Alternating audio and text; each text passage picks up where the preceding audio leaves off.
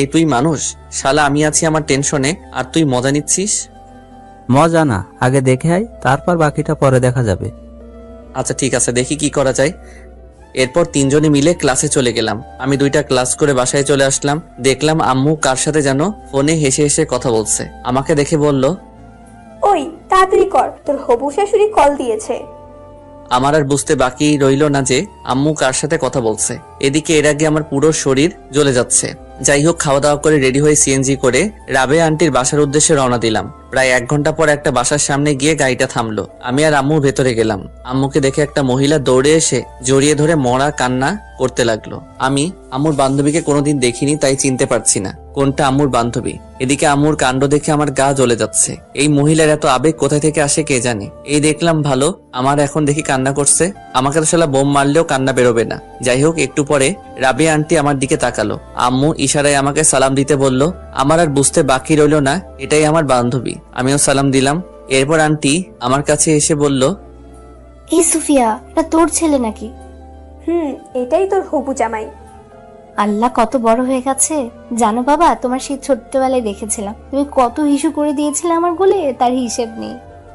যা কথা বলছি এখানে আর উনি চলে গেলেন। আমি ছোটবেলায় কোথায় হিসু করেছি, কোথায় ইয়ে করেছি, হায় রে আল্লাহ, উঠাইয়া লও আমারে। যাই হোক, তারপর আমি রুমে এসে সোফায় বসে পড়লাম। আর আম্মু এবং রাবেয়া আন্টি আমাকে রেখে কথা বলতে বলতে উপরে চলে গেল। আমি একাই অবলার মতো সোফায় বসে রইলাম। আমার পাশে কেউ নেই, একটু সহমর্মিতা দেখানোর জন্য। একটু পর আম্মু নিচে আসলো। নিচে এসে আমাকে বলল, এই মুখ এমন করে রাখছিস কেন? একটু হাসি মুখে থাক। হায় রে আম্মু, তুমি তোমার ছেলের মন বুঝলে না। আমার কান্না আসছে এখানে। চুপ কর শয়তান, একটু পর বউ আসবে তোর সাথে দেখা করতে। আর কতক্ষণ লাগবে বউয়ের আসতে? তর্স হয়েছে না নাকি? একটু অপেক্ষা কর, বউ চলে আসবে। ওকে। এরপর আমি আবারও চলে গেলাম। আমি সোফার উপর একা একা বসে আছি। প্রায় 45 মিনিট হয়ে গেল। কোথায় বউ আসবে, কোথায় কি, কাউকে তো দেখতে পাচ্ছি না। মহারানীর কোনো খবরই তো নেই। অনেকক্ষণ পর মহারানীকে দেখতে পারলাম। দেখলাম মহারানীটা উপর থেকে নিচে নেমে আসছে। মহারানীকে দেখে তো আমি পুরাই টাসকি খেয়ে গেলাম। আরে বুঝতে পারছেন না তো? ধুর, আপনারা কিভাবে বুঝবেন? আপনারা তো আর দেখছেন না। আরে এটা তো আর কেউ না, আমাদের তামান্না আপু, যার পিছনে পিছনে আমি এতদিন ঘোরাঘুরি করছিলাম। তার মানে তামান্নাই রাবেয়া আন্টির মেয়ে। আহা, তামান্না আমার বউ হবে, এ যেন মেঘনা চাইতে বৃষ্টি পাওয়ার মতো। যাই হোক, তামান্না একটা শাড়ি পরে এসেছে। আমি তো ওকে দেখে হাঁ করে তাকিয়ে রইলাম। আমার এমন হাঁ করে তাকিয়ে থাকা দেখে আম্মু আমাকে টোকা দিল। তারপর বাস্তবে ফিরে আসলাম। তামান্না এসে আমাকে চা দিল। আমার মনের মধ্যে তো তখন লাড্ডু ফুটছে। বিদ্যা বালানের গানটা মনের ভিতরে বাজতেছে, উলালা উলালা তুই মেরি ফ্যান্টাসি। তামান্না এসে আম্মুকে সালাম দিয়ে ভিতরে চলে গেল। আমিও সোফায় বসে রইলাম। আম্মু অনেকক্ষণ রাবেয়া আন্টির সাথে বসে গল্প করলো। তারপর বিয়ের দিন তারিখ ঠিক করে বাসায় চলে আসলাম। বাসায় এসে আমি, সানি আর আয়মানকে গ্রুপ কল দিলাম। কিরে হারামির দল, কোথায় তোরা? কেন, কি হয়েছে? সেটা পরে বলবো, তাড়াতাড়ি করে রেস্টুরেন্টে আয়, তোদের ট্রিট দিব। ট্রিটের কথা শুনে দুজনে লেজ উঠিয়ে চলে আসলো। সন্ধ্যায় ওদের সাথে রেস্টুরেন্টে গেলাম। মামা, ঘটনা কি? হঠাৎ করে টিট? দোস্ত, কাম তো হয়ে গেছে। কি মেয়ে পছন্দ হয়েছে নাকি? ঠিক বলেছিস। কিন্তু তুই তো বললি বিয়েটা করবি না। আরে সেটা তো আগে বলছিলাম, কিন্তু পাত্রীকে দেখার পর সবকিছু ঠিক হয়ে গেছে। তা পাত্রীটাকে? তোদের তামান্না আপু। আমাদের ক্যাম্পাসে তামান্নাপু নাকি, যার পিছনে পিছনে তুই কুত্তার মতো হাঁটতি? এই হালার পুত, চুপ কর। আমি কারো পিছনে ঘুরি নাই। আর হ্যাঁ, সেই তামান্নাই আম্মুর বান্ধবীর মেয়ে। সিরিয়াসলি দোস্ত, এইটা তো মেঘ না চাইতে বৃষ্টি আসার মতো। আজকে যা ইচ্ছা খেয়ে নে, টাকা আমি দিব। তো বিয়ে কবে? আগামী শুক্রবার। কাল থেকে কেনাকাটা শুরু। তোরা আর কেউ এই সপ্তাহে যাস না, অনেক কাজ আছে। ওকে। তারপর ওদের ট্রিট দিয়ে বাসায় চলে আসলাম। রাতে কিছুতেই ঘুম আসছে না। ভাবছি তামান্নাকে কল দিয়ে কিছুক্ষণ প্রেম করব। না থাক, বিয়ের পর চুটিয়ে প্রেম করা যাবে। এই কয়দিন একটু পার্ট নিয়ে থাকি। একদিনে সবাই মিলে কেনাকাটা শেষ করলাম। আস্তে আস্তে বাসায় মেহমান আসতে শুরু করেছে। আমি সবাইকে ইনভাইট করে দিছি। দেখতে দেখতে বিয়ের দিন চলে আসলো। বিয়ের দিন অনেক ধকলের পর অবশেষে আমাদের বিয়েটা সম্পন্ন হয়ে গেল। আমি জানি আর আইমান ছাদে বসে বসে গল্প করছি। এদিকে তামান্না বাসর ঘরে বসে আমার জন্য অপেক্ষা করছে। আমার তো আর এখানে দাঁড়িয়ে থাকতে ইচ্ছা করছে না, কিন্তু হারামিগুলো আমাকে যেতে দিচ্ছে না। রাত প্রায় 12টা। আমি এখনো ছাদে বসে বসে আড্ডা দিচ্ছি। এমন সময় আম্মু আসলো। কি রে, তুই এখানে বসে আছিস যে? তো কি করব? কি করবি মানে? যা, ঘরে যা। মেয়েটা সেই কখন থেকে একা একা বসে আছে। আন্টি, আমরা ওকে অনেক বলেছি কিন্তু ও আমাদের কথা শুনছে না। পুরোটা মিথ্যা। আমি সানির কথাগুলো শুনে ওর দিকে অবাক দৃষ্টিতে তাকালাম। তখন আম্মু বলল, যা, তাড়াতাড়ি ঘরে যা। ঠিক আছে যাচ্ছি, তুমি নিচে যাও। একটু পর আম্মু চলে গেল। আমি সানিকে একটা লাথি দিয়ে বললাম, এ হারামখোর, তুই আমাকে অনেকবার যেতে বলছিস তাই না? শালা, তোর জন্য আমি যেতে পারছি না আর তুই বলছিস আমাকে যেতে বলছিলি? আরে মামা, রাগ করস কেন? আন্টিকে একটু পাম দিলাম আর কি। আচ্ছা ঠিক আছে, তুই বাসের ঘরে যা। ওকে যাচ্ছি, দোয়া করিস দোস্ত। এই শোন, বল। মানে বিড়ালটা ভালো করে মারিস, তোর ক্ষমতা দেখিয়ে দিবি, না হলে গোটা পুরুষ জাতি তোকে ধিক্কার দিবে। চুপ কর হারামি, আমি যাচ্ছি। আচ্ছা ঠিক আছে যা, যদি বেঁচে থাকিস তাহলে কাল দেখা হবে। আমি একটা হাসি দিয়ে নিচে চলে আসলাম। বাসর ঘরের সামনে দাঁড়িয়ে আছি, কেমন যেন ভয় লাগছে, আবার লজ্জাও। আহারে, নিজের ঘরে নিজের যাবো আর সেখানে ভয় লাগছে। 1 কেজি সাহস নিয়ে দরজা খুললাম। ভিতরে গিয়ে দরজা বন্ধ করে দিলাম। তামান্নার দিকে তাকাতেই দেখলাম তামান্না কার সাথে যেন ফোনে কথা বলছিল। আমাকে দেখে ফোনটা রেখে দিল আর চুপচাপ বসে রইল। আমি গিয়ে ওর সামনে দাঁড়ালাম, ভাবছি সে হয়তো আমাকে সালাম করবে। অনেকক্ষণ দাঁড়িয়ে থাকার পরও দেখলাম সে বসে আছে। আমি মনে করছি আমি জুনিয়র, তাই হয়তো আমাকে সালাম করতে লজ্জা লাগছে, বা করবে না। যাক, করা লাগবে না, একটা সালামে কিছু যায় আসে না। আমি গিয়ে খাটের উপর বসলাম। তখন তামান্না বলল, তোর সাথে আমার কিছু কথা আছে। বাহ, শুরুতেই তুই? আমি বললাম, কি কথা বলেন। আমি তোকে স্বামী হিসেবে মানতে পারবো না। মুহূর্তে যেন আমার পায়ের নিচ থেকে মাটি সরে গেল। নিজেকে শক্ত করে বললাম, কেন পারবে না? আর সে কথা বিয়ের আগে বলেননি কেন? বলিনি কারণ আম্মুর কথার উপরে আমি কোনো কথা বলতে পারবো না। তাছাড়া বাবা অসুস্থ, এখন যদি বিয়েটা না করি তাহলে বাবা হয়তো আরো বেশি অসুস্থ হয়ে যাবে। আপনার মা বাবার কথা চিন্তা করে আমার লাইফটা নষ্ট করে দিলেন কেন? আপনার যদি বিয়েতে মত না থাকতো আপনার বাবা মাকে বলতেন। বলে কোনো লাভ হবে না, ওরা আমার কোনো কথাই শুনবে না। তাহলে আমাকে বলতেন, আমি আম্মুকে বলে দিতাম যে আমার আপনাকে পছন্দ হয়নি। আমি রিয়াদকে অনেকবার বলেছি পালিয়ে যাওয়ার জন্য, কিন্তু ও এখন নাকি কিছু করতে পারবে না, কিছুদিন সময় লাগবে। এখন আবার এই রিয়াদটাকে? আমার বয়ফ্রেন্ড। তো এখন কি চান আপনি? আমি এখন আপনার জন্য কি করতে পারি? ডিভোর্স। তোকে আমাকে ডিভোর্স দিয়ে দিতে হবে। ডিভোর্স তো আর বললেই হয়ে যাবে না, কমপক্ষে 6 মাস তো আমাদের একসাথে থাকতেই হবে। কি 6 মাস? তোকে আমার 1 সেকেন্ডও সহ্য হয় না। ডিভোর্স পেতে হলে 6 মাস সহ্য করতেই হবে। আচ্ছা ঠিক আছে, আর একটা কথা। কি? এই 6 মাস আমার উপর কোনোভাবে স্বামীর অধিকার খাটাতে আসবি না। ওকে, কিন্তু এই 6 মাস সবার সামনে অন্তত বউয়ের মতো থাকবেন। মা যদি জানতে পারে অনেক কষ্ট পাবে, আর আমি মায়ের কষ্ট সহ্য করতে পারি না। আচ্ছা ঠিক আছে। তারপর আমি রুম থেকে চলে যাচ্ছিলাম, এমন সময় আবারও তামান্না বলল, আই কই যাস? বাহিরে যাই। এখানে থেকে কি করব? না, তুই বাইরে যাবি না। কেন? বাইরে গেলে সবাই সবকিছু বুঝতে পারবে। বাহ, বুদ্ধি আছে দেখছি। এরপর আমি খাটে ঘুমাতে যাব, এমন সময় তামান্না আবারও চিৎকার দিয়ে বলল, আই কি করছিস? কেন ঘুমাবো না? তো খাটে কেন? তাহলে কোথায় ঘুমাবো? তুই খাটে ঘুমাতে পারবি না, সোফায় ঘুমা। কেন, খাটে ঘুমালে সমস্যা কি? বললাম না তোকে স্বামী হিসেবে মানি না, তাহলে এক খাটে দুজনে ঘুমাবো কেন? আমি আর কিছু না বলে একটা বালিশ সোফায় রেখে বারান্দায় চলে গেলাম। ভাবতে লাগলাম কোন অপরাধের কারণে আল্লাহ এত শাস্তি দিচ্ছে আমাকে। বাহিরে তাকিয়ে দেখি সবাই ব্যস্ত। বাবুর্চিটা এদিক ওদিক ঘোরাঘুরি করছে, আম্মুও সবার সাথে বসে গল্প করছে। কিছুক্ষণ দাঁড়িয়ে থেকে আমার রুমে চলে আসলাম। দেখলাম তামান্না কার সাথে যেন ফোনে কথা বলছে। আমাকে দেখে আবারও ফোনটা রেখে দিল। আমি লাইট বন্ধ করে ঘুমাতে যাব, এমন সময় আবারও তামান্না বলল, কিরে, লাইট অফ করছিস কেন? তো লাইট জ্বালিয়ে কেউ ঘুমায় নাকি? আমি তোকে বিশ্বাস করতে পারছি না, তুই লাইট দে। ধুর, এই ঘরেই থাকবো না। এই কই যাস? জাহান্নামে। আপনি তো আমাকে বিশ্বাস করছেন না, এখানে থেকে কি করব? আচ্ছা ডিম লাইট জ্বালিয়ে রাখ। আমি আর কিছু না বলে ড্রিম লাইটটা জ্বালিয়ে ঘুমিয়ে গেলাম। সকালে ঘুম ভাঙবে তামান্নার মায়াবী মুখটা দেখে। আহা, কি সুন্দর লাগছে দেখে, মনে হচ্ছে নিষ্পাপ একটা শিশু ঘুমাচ্ছে। হুমায়ুন আহমেদ বলেছিল, যে মেয়েকে ঘুমন্ত অবস্থায় সুন্দর দেখায় সেই প্রকৃত সুন্দরী। তামান্নাও সেই হুমায়ুন আহমেদের অজানা সুন্দরী পরী। কিছুক্ষণ তাকিয়ে থাকার পর ওর ঘুমটা ভেঙে যায়। আমাকে দেখার আগে আমি আবারও ঘুমিয়ে থাকার ভান করলাম। তামান্না উঠে ফ্রেশ হতে চলে গেল। আমিও উঠে নাস্তা করে বাহিরে চলে গেলাম। সানি আইমানকে গতকাল রাতের সব ঘটনা খুলে বললাম। সত্যি তামান্না তোর কাছে ডিভোর্স চাইছে? তো আমি কি মিথ্যা বলতেছি? তো এখন কি করবি? দেখা যাক, ডিভোর্স দেওয়া ছাড়া কোনো অপশন নাই। তোদের পরিচিত কোনো উকিল আছে? আমার কাকা আছে। আচ্ছা, আমি তোকে সব কাগজপত্র দিব, তুই তোর কাকার সাথে কথা বলে রাখ। ওকে চল, এখন মন খারাপ করে বসে থেকে লাভ নেই, একটু ঘুরে আসি। ঠিক বলছিস। আচ্ছা ঠিক আছে, চল তাইলে। সারাদিন ওদের সাথে ঘোরাঘুরি করে রাত 9টায় বাসায় আসলাম। দেখি আব্বু আম্মু সবাই রেগে আগুন হয়ে আছে। কি রে, তুই সারাদিন কোথায় ছিলি? এই তো সানিয়া আর আইমানের সাথে। মোবাইল ধরছিস না কেন? সাইলেন্ট ছিল। তোর মধ্যে কোনো সেন্স নাই? বাসায় নতুন বউ রেখে বাইরে ঘুরতে লজ্জা করে না? এমন বউ দিয়েছো যে আমার লাইফটা শেষ করে দিল। কি বললি? না কিছু না। খেতে আয়। খাবো না, বাইরে থেকে খেয়ে আসছি। আর কোনো কথা না বলে সোজা রুমে চলে গেলাম।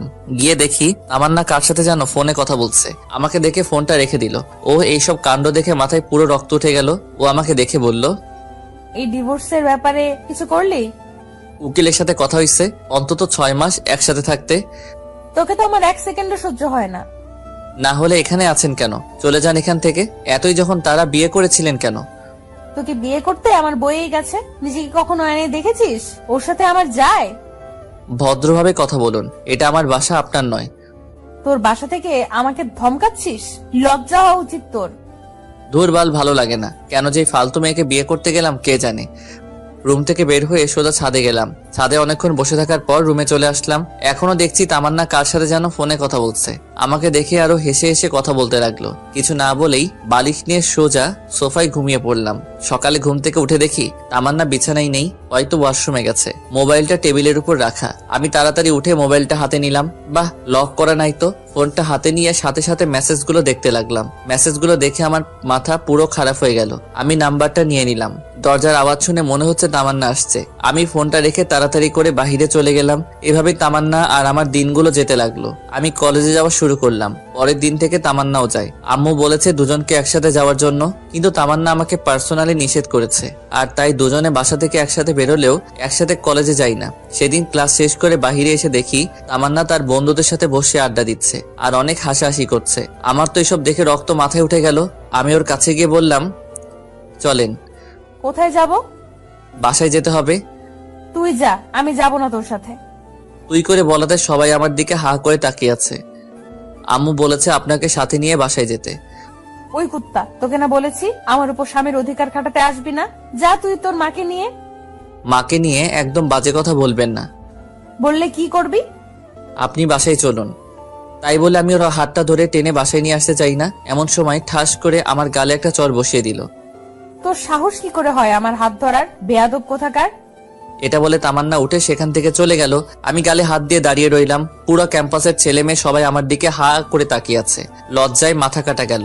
আমি আর সেখানে দাঁড়িয়ে না থেকে পাশে একটা পার্কে এসে বসে রইলাম। এমন সময় তামান্না মোবাইল থেকে নেওয়া নাম্বারটার কথা মনে পড়লো। চিন্তা করলাম কল দেব, কিন্তু না, দিলাম না। নাম্বারটা সেভ করে নিলাম। নাম্বারটা সেভ করার সাথে সাথে ইমো অ্যাকাউন্ট চলে আসলো। তারপর ইমো অ্যাকাউন্টের প্রোফাইলে গিয়ে ছেলেটার ছবি দেখলাম। একটু হ্যান্ডসাম ছেলে, একটা বাইকের উপর বসে আছে। মনে হয় এই ছেলের সাথে তামান্নার রিলেশন চলছে। ছেলেটাকে দেখে আমার কেমন যেন মনে হলো প্লে বয়। আমি ছবিটা নিয়ে আমি আমার বন্ধুদের গ্রুপে ছবিটা দিয়ে দিলাম আর বললাম, যদি কেউ এই ছেলেকে কোথাও দেখে থাকেন তাহলে যেন সাথে সাথে আমাকে কল করে। তারপর সেখানে আরো কিছুক্ষণ থাকার পর বাসায় চলে গেলাম। বাসায় আসার সাথে সাথে আম্মু ঠাস করে একটা চর বসিয়ে দিল। আমি আবুলের মতো দাঁড়িয়ে রইলাম। মারলে কেন? বেশ করেছি, তোকে আরো মারা উচিত। কেন, কি করেছি আমি? লজ্জা করে না তোর বউ থাকা সত্ত্বেও অন্য একটা মেয়েকে নিয়ে পার্কে ঘুরতে যাস? মানে কে তোমাকে এসব কথা বলেছে? তোকে একটা মেয়ের সাথে দেখিনি? তামান্না তোকে নিষেধ করার জন্য তুই সবার সামনে তামান্নাকে চর মারিসনি? এ কথা শুনে তো আমার মাথায় আকাশ ভেঙে পড়বে। আম্মু, আমার কথাটা শোনো। তুই কোনো কথা বলবি না আর আমাকে আম্মু বলে ডাকবি না। আমি কখনো চিন্তাও করতে পারিনি যে তুই এত খারাপ হয়ে যাবি। আম্মু, এসব মিথ্যা। আমি জানি না, তুই আমার চোখের সামনে থেকে চলে যা, তোকে যেন আর না দেখি। ধুর, কার মুখ দেখে যে সকালে ঘুম থেকে উঠলাম। এমনি সকাল থেকে আমার সাথে যা যা ঘটছে। এদিকে আম্মু আমাকে বিশ্বাস করছে না। ব্যাগটা ঘাড়ে নিয়ে বাইরে চলে গেলাম। বাইরে এসে একটা জায়গায় বসে রইলাম। অনেক রাত হয়ে গেছে, কি করব কিছু বুঝতে পারছি না। রাতে বাসায় না গিয়ে সানির বাসায় চলে গেলাম। কি রে, রাতের বেলায় তুই এখানে? কেন, সমস্যা হচ্ছে নাকি? সমস্যা হলে বলে দিয়ে চলে যাই। আরে ধুর, সমস্যা হবে কেন? তোকে তো কোনোদিন ভুলেও বাসায় নিয়ে আসা যায় না। আজকে এভাবে চলে আসলি তাই বললাম আর কি। আচ্ছা বাদ দে, ভেতরে আয়। তারপর আমি সানির মা বাবাকে সালাম দিয়ে ভেতরে গিয়ে ব্যাগটা রেখে ফ্রেশ হলাম। ফ্রেশ হয়ে এসে দেখি বাবা বারবার কল দিচ্ছিল। আমি ফোনটা কেটে দিয়ে সুইচ অফ করে রাখলাম। একটু পর সানির মা এসে খাওয়ার জন্য দেখে গেল। তারপর খাওয়া দাওয়া শেষ করে রুমে চলে আসলাম। এবার সানি বলল, এবার বলতো কাহিনীটা কি? তারপর আমি সানিকে সবকিছু খুলে বললাম। আমার কথাগুলো শুনে সানি বলল, আচ্ছা, তাহলে এই ঘটনা। আচ্ছা, তো কাকার সাথে ডিভোর্সের ব্যাপারে কথা বলেছিস? কিছুদিনের মধ্যে কাগজপত্র চলে আসবে। তুই একটু বলে সবকিছু তাড়াতাড়ি করতে বলতো। আচ্ছা, ঠিক আছে। তারপর সানির সাথে ঘুমিয়ে পড়লাম। পরের দিন সানিদের বাসা থেকে সরাসরি কলেজে চলে গেলাম। ক্লাস করতে ভালো লাগছে না, তাই বাহিরে এসে আমি, সানি আর আইমান গাছতলায় বসে আছি। দেখলাম তামান্না একটা ছেলের সাথে বাইকে করে কলেজে আসছে। বাইক থেকে নেমে ছেলেটার হাত ধরে উপরে যেতে লাগলো। দেখে আমার মাথা খারাপ হয়ে গেল, কারণ সে তো এখনো আমার বউ, আমি তো এখনো ডিভোর্স দেইনি। ডিভোর্স হওয়ার পর সে যা খুশি তাই করুক, কিন্তু এখন কেন এসব করতে হবে? রাগে আমার শরীরের লোমগুলো দাঁড়িয়ে গেল। আমি সেখান থেকে উঠে তামান্নার দিকে যেতে লাগলাম। কি রে, কই যাস? এই তো একটু আসছি। দাঁড়া, আমরাও আসছি। ওকে। তারপর সবাই একসাথে তামান্নার কাছে গেলাম। তামান্নার কাছে গিয়ে বললাম, কি ব্যাপার, আপনি এই ছেলের হাত ধরে আছেন কেন? আমি কার হাত ধরবো না ধরবো সেটা আমার ব্যাপার, তোর কি? অবশ্যই আমার সমস্যা, ভুলে যাবেন না এখনো আপনি আমার স্ত্রী। তোকে আমি স্বামী হিসেবে মানি না। তোকে বলেছি না আমার উপর স্বামীর অধিকার খাটাতে আসবি না। আপনি না মানলেও আমার কিছু করার নেই, কারণ আপনি এখনো আমার স্ত্রী। আমাদের এখনো ডিভোর্স হয়নি। আমি যা বলবো আপনাকে তাই শুনতে হবে। যদি না চলি কি করবি? দেখবেন কি করতে পারি। দেখা তুই কি করতে পারবি। তাই বলে আমি তামান্নার দিকে আস্তে আস্তে এগোতে লাগলাম, আর সে পিছাতে লাগলো। আমি তার কাছে গিয়ে তামান্নার পাশে থাকার ছেলেটাকে একটা ঘুষি মারি। আমার কর্মকাণ্ড দেখে সবাই হা করে তাকিয়ে আছে। ছেলেটার কলার চেপে ধরলাম। এই শালার পুত, কি নাম তোর? লজ্জা করে না অন্যের বউয়ের সাথে প্রেম করতে? তুই জানিস আমি কে? তুই আমেরিকার প্রেসিডেন্ট হলেও আমার দেখার টাইম নাই। তোকে যদি আর একবার তামান্নার সাথে দেখি তাহলে তোর খবর আছে। তুই আমার গায়ে হাত তুলছিস না? দেখ তোর কি হাল করি। তাই বলে পকেট থেকে ফোনটা বের করে কাকে যেন ফোন করতে গেল। তখন আমি ওর হাত থেকে মোবাইলটা কেড়ে নিয়ে একটা আছাড় মেরে ভেঙে ফেললাম। তারপর আরো একটা ঘুষি মারলাম। এবার ওর ঠোঁট কেটে রক্ত বেরোতে লাগলো। সানি আর আইমান আমাকে সেখান থেকে টেনে নিয়ে গেল। তামান্না আমায় রেগে যাওয়া দেখে ভয়ে কাঁপতে লাগলো। সানি আর আইমানের সাথে নিচে চলে আসলাম। তারপর কলেজের পিছনে গিয়ে অনেকক্ষণ বসে রইলাম। কিছুই ভালো লাগছে না, কলেজ ছুটি হয়ে গেছে। সানি, আমি আর আইমান বসে রইলাম। অনেকক্ষণ পর আমরাও উঠে হাঁটা দিলাম। পরে সানি আর আইমানের থেকে বিদায় নিয়ে বাসার দিকে রওনা দিলাম। ওরাও ওদের বাসায় চলে গেল। দুপুরবেলা রাস্তায় মানুষজন খুব একটা বেশি নেই, একেবারে নেই বললেই চলে। খেয়াল করলাম দুইটা ছেলে সিগারেট টানতে টানতে আমার পিছনে আসতে লাগলো। আর একটু সামনে যাওয়ার পর আরেকটা গলি থেকে 4 জন বেরিয়ে আসলো, দেখতে মাস্তান টাইপের। সবাই একসাথে আমার পিছু পিছু আসতে লাগলো। হঠাৎ করে একটি ছেলে পিছন থেকে আমার ঘাড়ে হাত রেখে চাপ দেয়। তাই দেখে আমি পিছনে তাকাই। আগুন আছে, সিগারেট খাবো? সরি, আমি ওসব খাই না। আইসে আমার লোক কে ছিলে, ওইসব খাই না। কি ব্যাপার, আপনাদের সমস্যা কি? আমার কোনো কথার উত্তর না দিয়ে একটা ছেলে আমার কাছে এসে আমার মুখটা চেপে ধরে, আর বাকি সবাই আমার উপর ঝাঁপিয়ে পড়ে। একা ছিলাম তাই সবার সাথে পেরে উঠতে পারিনি। ওরা সবাই অনেক বাজেভাবে আমাকে মারে। 2 জন আমার হাত ধরে রাখে, আর বাকিরা আমার গালে, বুকে, পেটে ঘোরাতে থাকে। মুখ দিয়ে রক্ত পড়ছে। আমি ওদের মার সহ্য করতে না পেরে শুয়ে পড়লাম। দেখলাম তামান্না আর ওই ছেলেটা বাইক নিয়ে আসলো। ছেলেটা সবাইকে বলল, মরে গেলে নদীতে নিয়ে গিয়ে লাস্টে ফেলে দিস। তাই বলে ওরা চলে গেল। তামান্না ছেলেটার কথা শুনে হাসতেছে। এরপর দুজনে বাইক নিয়ে চলে গেল। এমন সময় হঠাৎ করে একটা ছেলে লাঠি দিয়ে আমার মাথায় আঘাত করে। এরপর আমি সেন্সলেস হয়ে পড়ে যাই। এরপর আমার আর কিছু মনে নেই। আমার জ্ঞান ফেরার পর নিজেকে হাসপাতালে আবিষ্কার করলাম। দেখলাম আইমান আর সানি পাশে বসে আছে। এখন কেমন লাগছে? মোটামুটি ভালো। আম্মু কই? আন্টি এতক্ষণে এখানে ছিল, আমরা তাকে জোর করে বাসায় পাঠিয়ে দেই। এই 2 দিন আন্টি এখানে থেকে থেকে তিনিও অসুস্থ হয়ে গেছেন। তার মানে 2 দিন পর আমার জ্ঞান আসলো। শরীরের প্রত্যেকটা অঙ্গ ব্যথা করছে। অনেক কষ্টে উঠে বসলাম। তারপর ওদেরকে বললাম, তামান্না এসেছিল কি? একবার এসেছিল, ওর বাবা নাকি অসুস্থ, সেখানে চলে গেছে। ও আচ্ছা। তো তোর এই অবস্থা কি করে হলো? এই, তুই কি বলছিস? ও ঠিক মতো কথা বলতে পারছে না, আর তুই ঘটনা জিজ্ঞেস করছিস? আচ্ছা তোরা সবাই বাসায় চল, বাসায় গিয়ে তোদের সবকিছু বলবো। এখন বাসায় যাওয়া যাবে না, ডাক্তার বলেছে তোকে হাসপাতালে আরো 2 দিন থাকতে হবে। এখানে থাকতে ভালো লাগছে না, আমাকে একটা কল দে। আজকেই এখান থেকে চলে যাব। তারপর আম্মু হাসপাতালে আসলো। আম্মু এসে আমাকে জড়িয়ে ধরে কান্নাকাটি করতে লাগলো।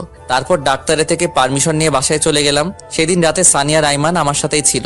রাতে ওদের দুজনকে সবকিছু খুলে বলি। তারপর আমি সানিকে বললাম তাড়াতাড়ি করে ডিভোর্স পেপার রেডি করতে। সেদিন রাতে তিনজন একসাথে ঘুমিয়ে পড়লাম। পরের দিন দেখি তামান্না ওর বাবার বাড়ি থেকে চলে এসেছে। আমাকে দেখে বলল, কিরে এখনো বেঁচে আছিস? আমি তো ভেবেছিলাম মারা গেছিস। রাগে আমার রক্ত গরম হয়ে গেল। সানিয়া রাইমান সবকিছু শুনে ফেলে। ওদেরকে দেখে তামান্না চোরের মতো ঘর থেকে বেরিয়ে গেল। সেদিন থেকে আমি আর ওর সাথে কথা বলি না, এমনকি আমি আমার নিজের রুমেও যাই না। অসুস্থতার জন্য কলেজে যেতে পারছি না। তামান্না ঠিকই কলেজে যাচ্ছে। ও যে কলেজে গিয়ে ঠিক কি করে তা আমি খুব ভালো করেই জানি। এভাবে আরো এক সপ্তাহ পেরিয়ে গেল। তামান্নার আচরণ দিন দিন আরো খারাপ হতে লাগলো। একদিন সকালে ঘুরতে বের হয়েছি, এমন সময় ফাহাদের কল আসলো। কি রে, কি অবস্থা তোর? এই তো আমরা ভালো, তোর কি অবস্থা? আমারও ভালো। তো কি মনে করে ফোন করলি? দোস্ত, তুই যে একটা ছেলে ছবি দিয়েছিলি মনে আছে? তো কি হয়েছে এখন? ওই ছেলেটাকে দেখলাম পার্কে একটা মেয়ে নিয়ে বসে আছে। আরে কি বলিস, কোন পার্কে? তারপর ফাহাদ আমাকে ঠিকানা দিল। ঘড়ির দিকে তাকিয়ে দেখি 11টা বাজে। তার মানে তামান্না কি কলেজের নাম করে পার্কে ঘুরতে গেছে? কেমন যেন খারাপ লাগছে।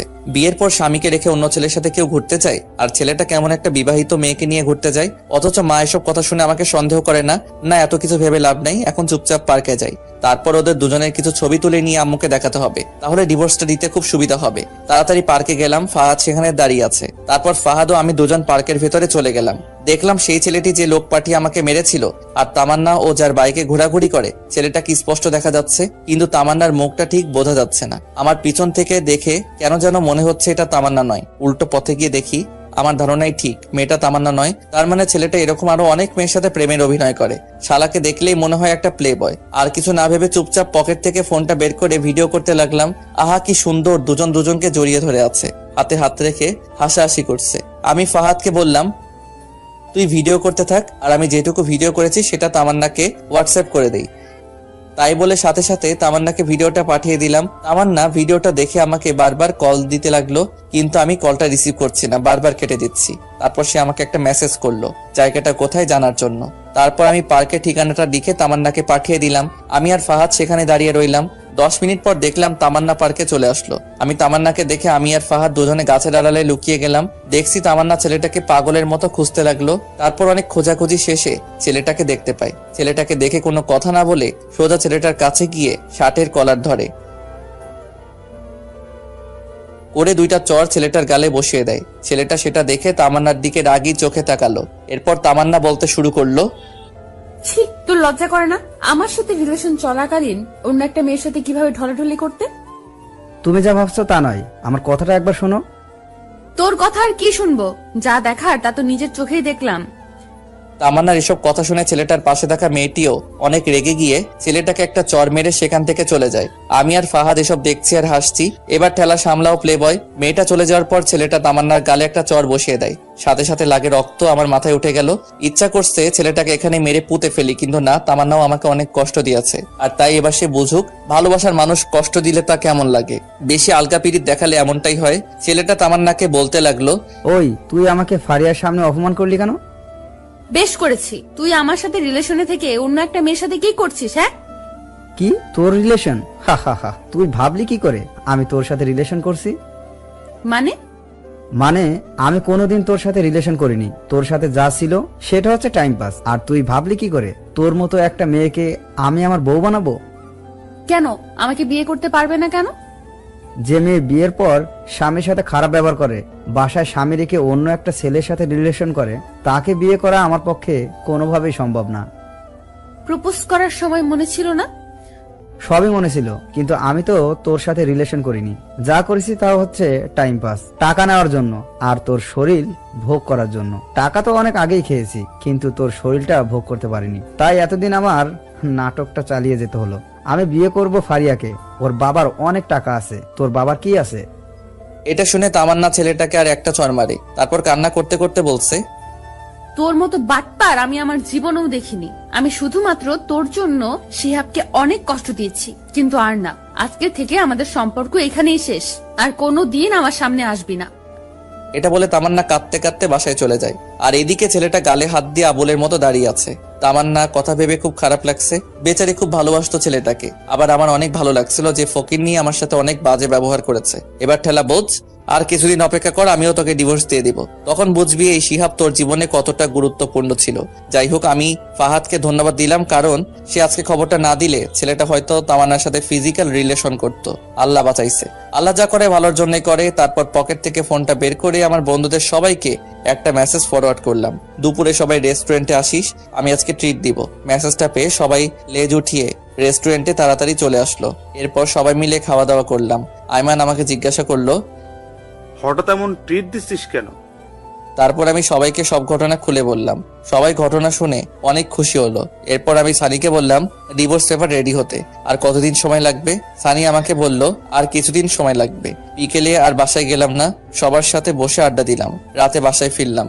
সারাদিন বাসায় যাইনি, তাই বাসায় যেতেই আম্মু আমাকে বলল, কি রে, সারাদিন কই ছিলি? এই তো বন্ধুদের সাথে। এই অসুস্থ শরীর নিয়ে বন্ধুদের সাথে কি? এমনি বাসায় ভালো লাগছিল না তাই। এই, তোর তামান্নার সাথে কিছু হয়েছে নাকি? কই না তো।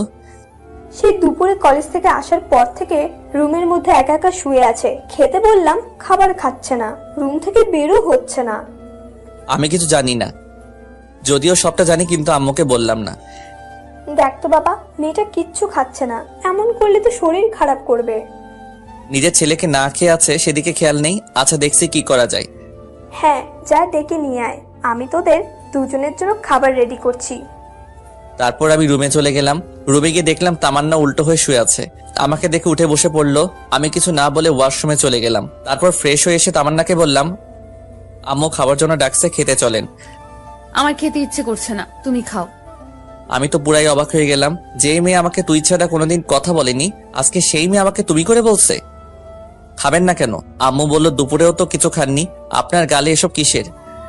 ওসব কিছু না, মশা মারতে গিয়ে দাগ পড়েছে। তাড়াতাড়ি খেতে চলেন, সবাই বসে আছে। বললাম তো আমি খাবো না, তুমি যাও। কি আর করা, আমি খেতে চলে গেলাম। আমাকে একা দেখে মা বলল, কি রে, আসলো না খেতে? ও নাকি খাবে না, অসুস্থ। ও আল্লাহ, বলিস কি? ডাক্তারকে খবর দে তাড়াতাড়ি। আরে আম্মু, এত চিন্তা করো না তো, এমন কিছু না, এমনি একটু অসুস্থ, ঠিক হয়ে যাবে।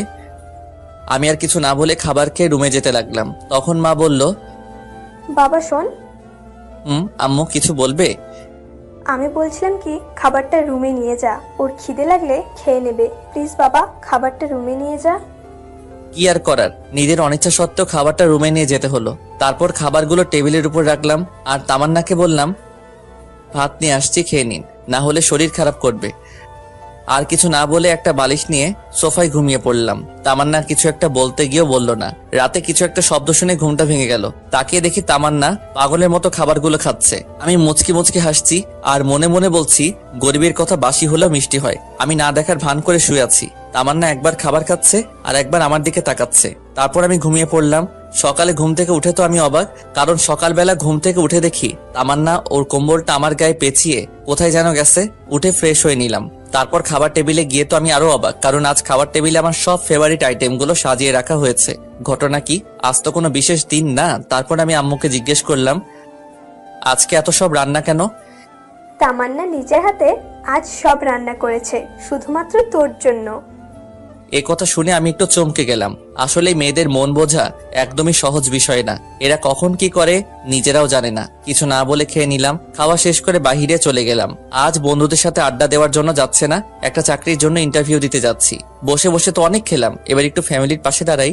ইন্টারভিউ দিয়ে বন্ধুদের সাথে একটু আড্ডা দিয়ে রাতে বাসায় আসলাম। তারপর সবাই একসাথে ডিনার করলাম। এরপর আমি রুমে গিয়ে বসে বসে একা একা মোবাইল চালাচ্ছি। এমন সময় তামান্না আসলো। আমি উঠে ছাদে চলে গেলাম। ছাদে বসে বসে কিছুক্ষণ গান শুনলাম। তারপর রুমে এসে দেখি তামান্না এখনো বসে আছে। কি ব্যাপার, আপনি এখনো ঘুমাননি? একটু পরে ঘুমাবো, তোমাকে একটা কথা বলবো তো তাই। বলেন। আমাকে আর আপনি করে বলতে হবে না, তো কি বলবো? এখন থেকে তুমি করে বলবে। No thanks. তারপর খাট থেকে বালিশ নিয়ে সোফায় ঘুমাতে যাব। এমন সময় তামান্না আবারও বলল, সোফায় না ঘুমাইলে হয় না? সোফায় না ঘুমালে কোথায় ঘুমাবো? এখন থেকে তুমি খাটে ঘুমাবে। কেন, আপনার বকা খাওয়ার জন্য নাকি চর খাওয়ার জন্য? দেখেন, আমারও একটা পার্সোনালিটি আছে। শুনো শিহাব, এতদিন যা কিছু করেছি তার জন্য সরি। আমি আর কিছু না বলে সোফায় গিয়ে ঘুমিয়ে পড়লাম। তুই কি ভেবেছিস তোর নরম নরম মিষ্টি কথায় আমি পটে যাব? তুই এখনো শিয়াবকে চিনিসনি। আমি তোকে অনেক ভালোবাসতাম, কিন্তু আমি যখনই তোর কাছে যেতাম তখনই অপমান ছাড়া আর কিছু পাইনি।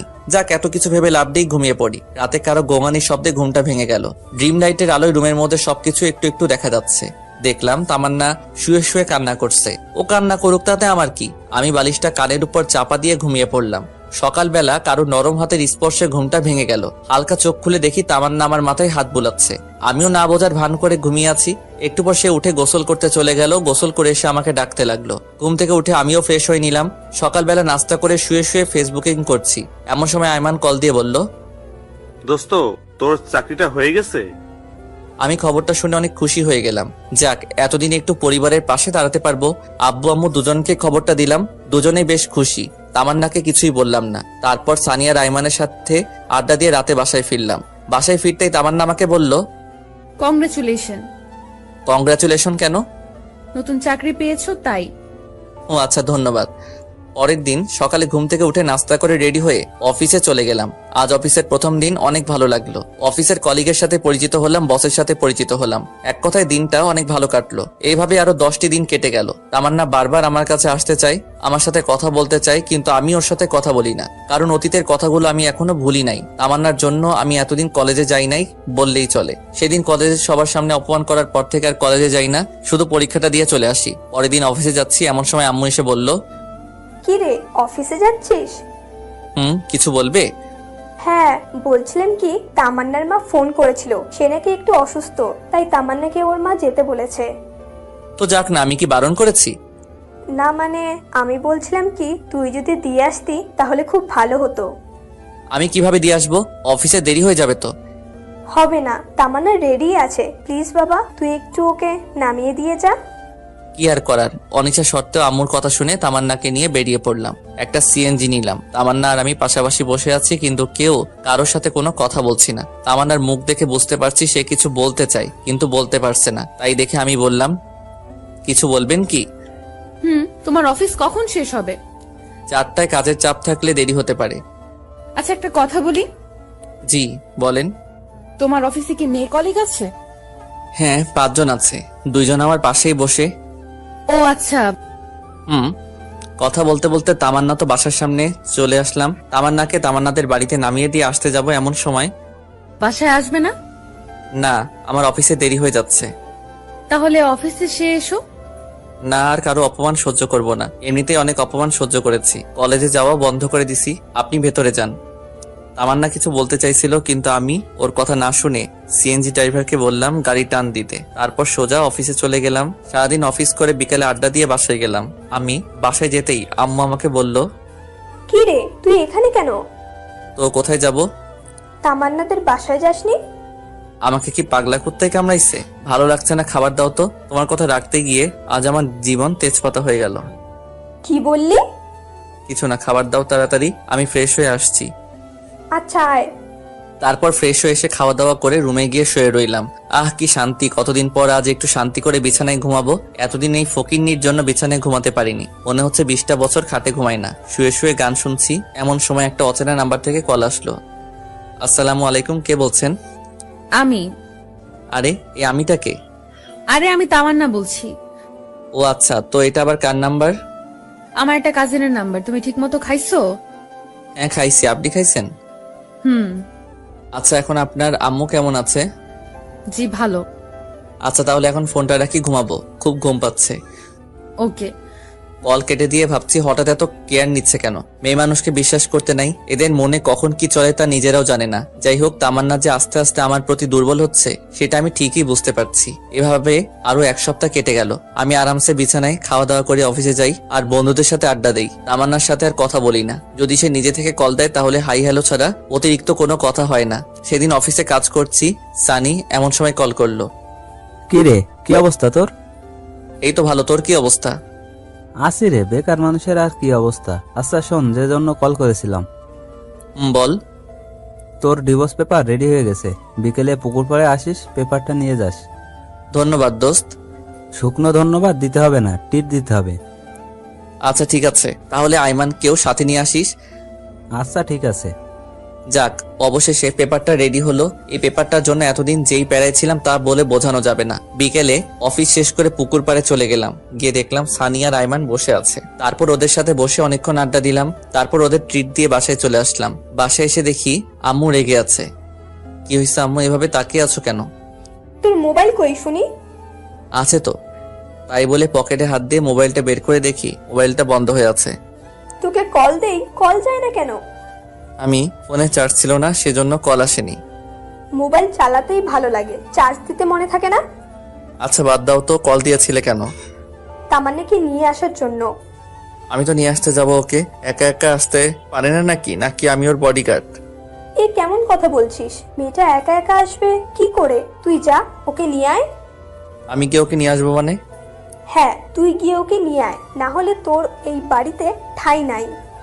এটা কেমন কথা? হ্যাঁ, এখন চুপচাপ গিয়ে ওকে নিয়ে আয়। কি আর করার, বাসা থেকে বেরিয়ে আবার তামান্নাদের বাসায় গেলাম। ওদের বাসায় গিয়ে দেখি 8:30 বাজে। অনেকক্ষণ ধরে কলিং বেল বাজাচ্ছে কিন্তু দরজা খুলছে না। অনেকক্ষণ পর তামান্নার মা এসে দরজা খুলে দিল। আসসালামু আলাইকুম, কেমন আছেন? আলহামদুলিল্লাহ ভালো, তুমি কেমন আছো বাবা? আলহামদুলিল্লাহ ভালো।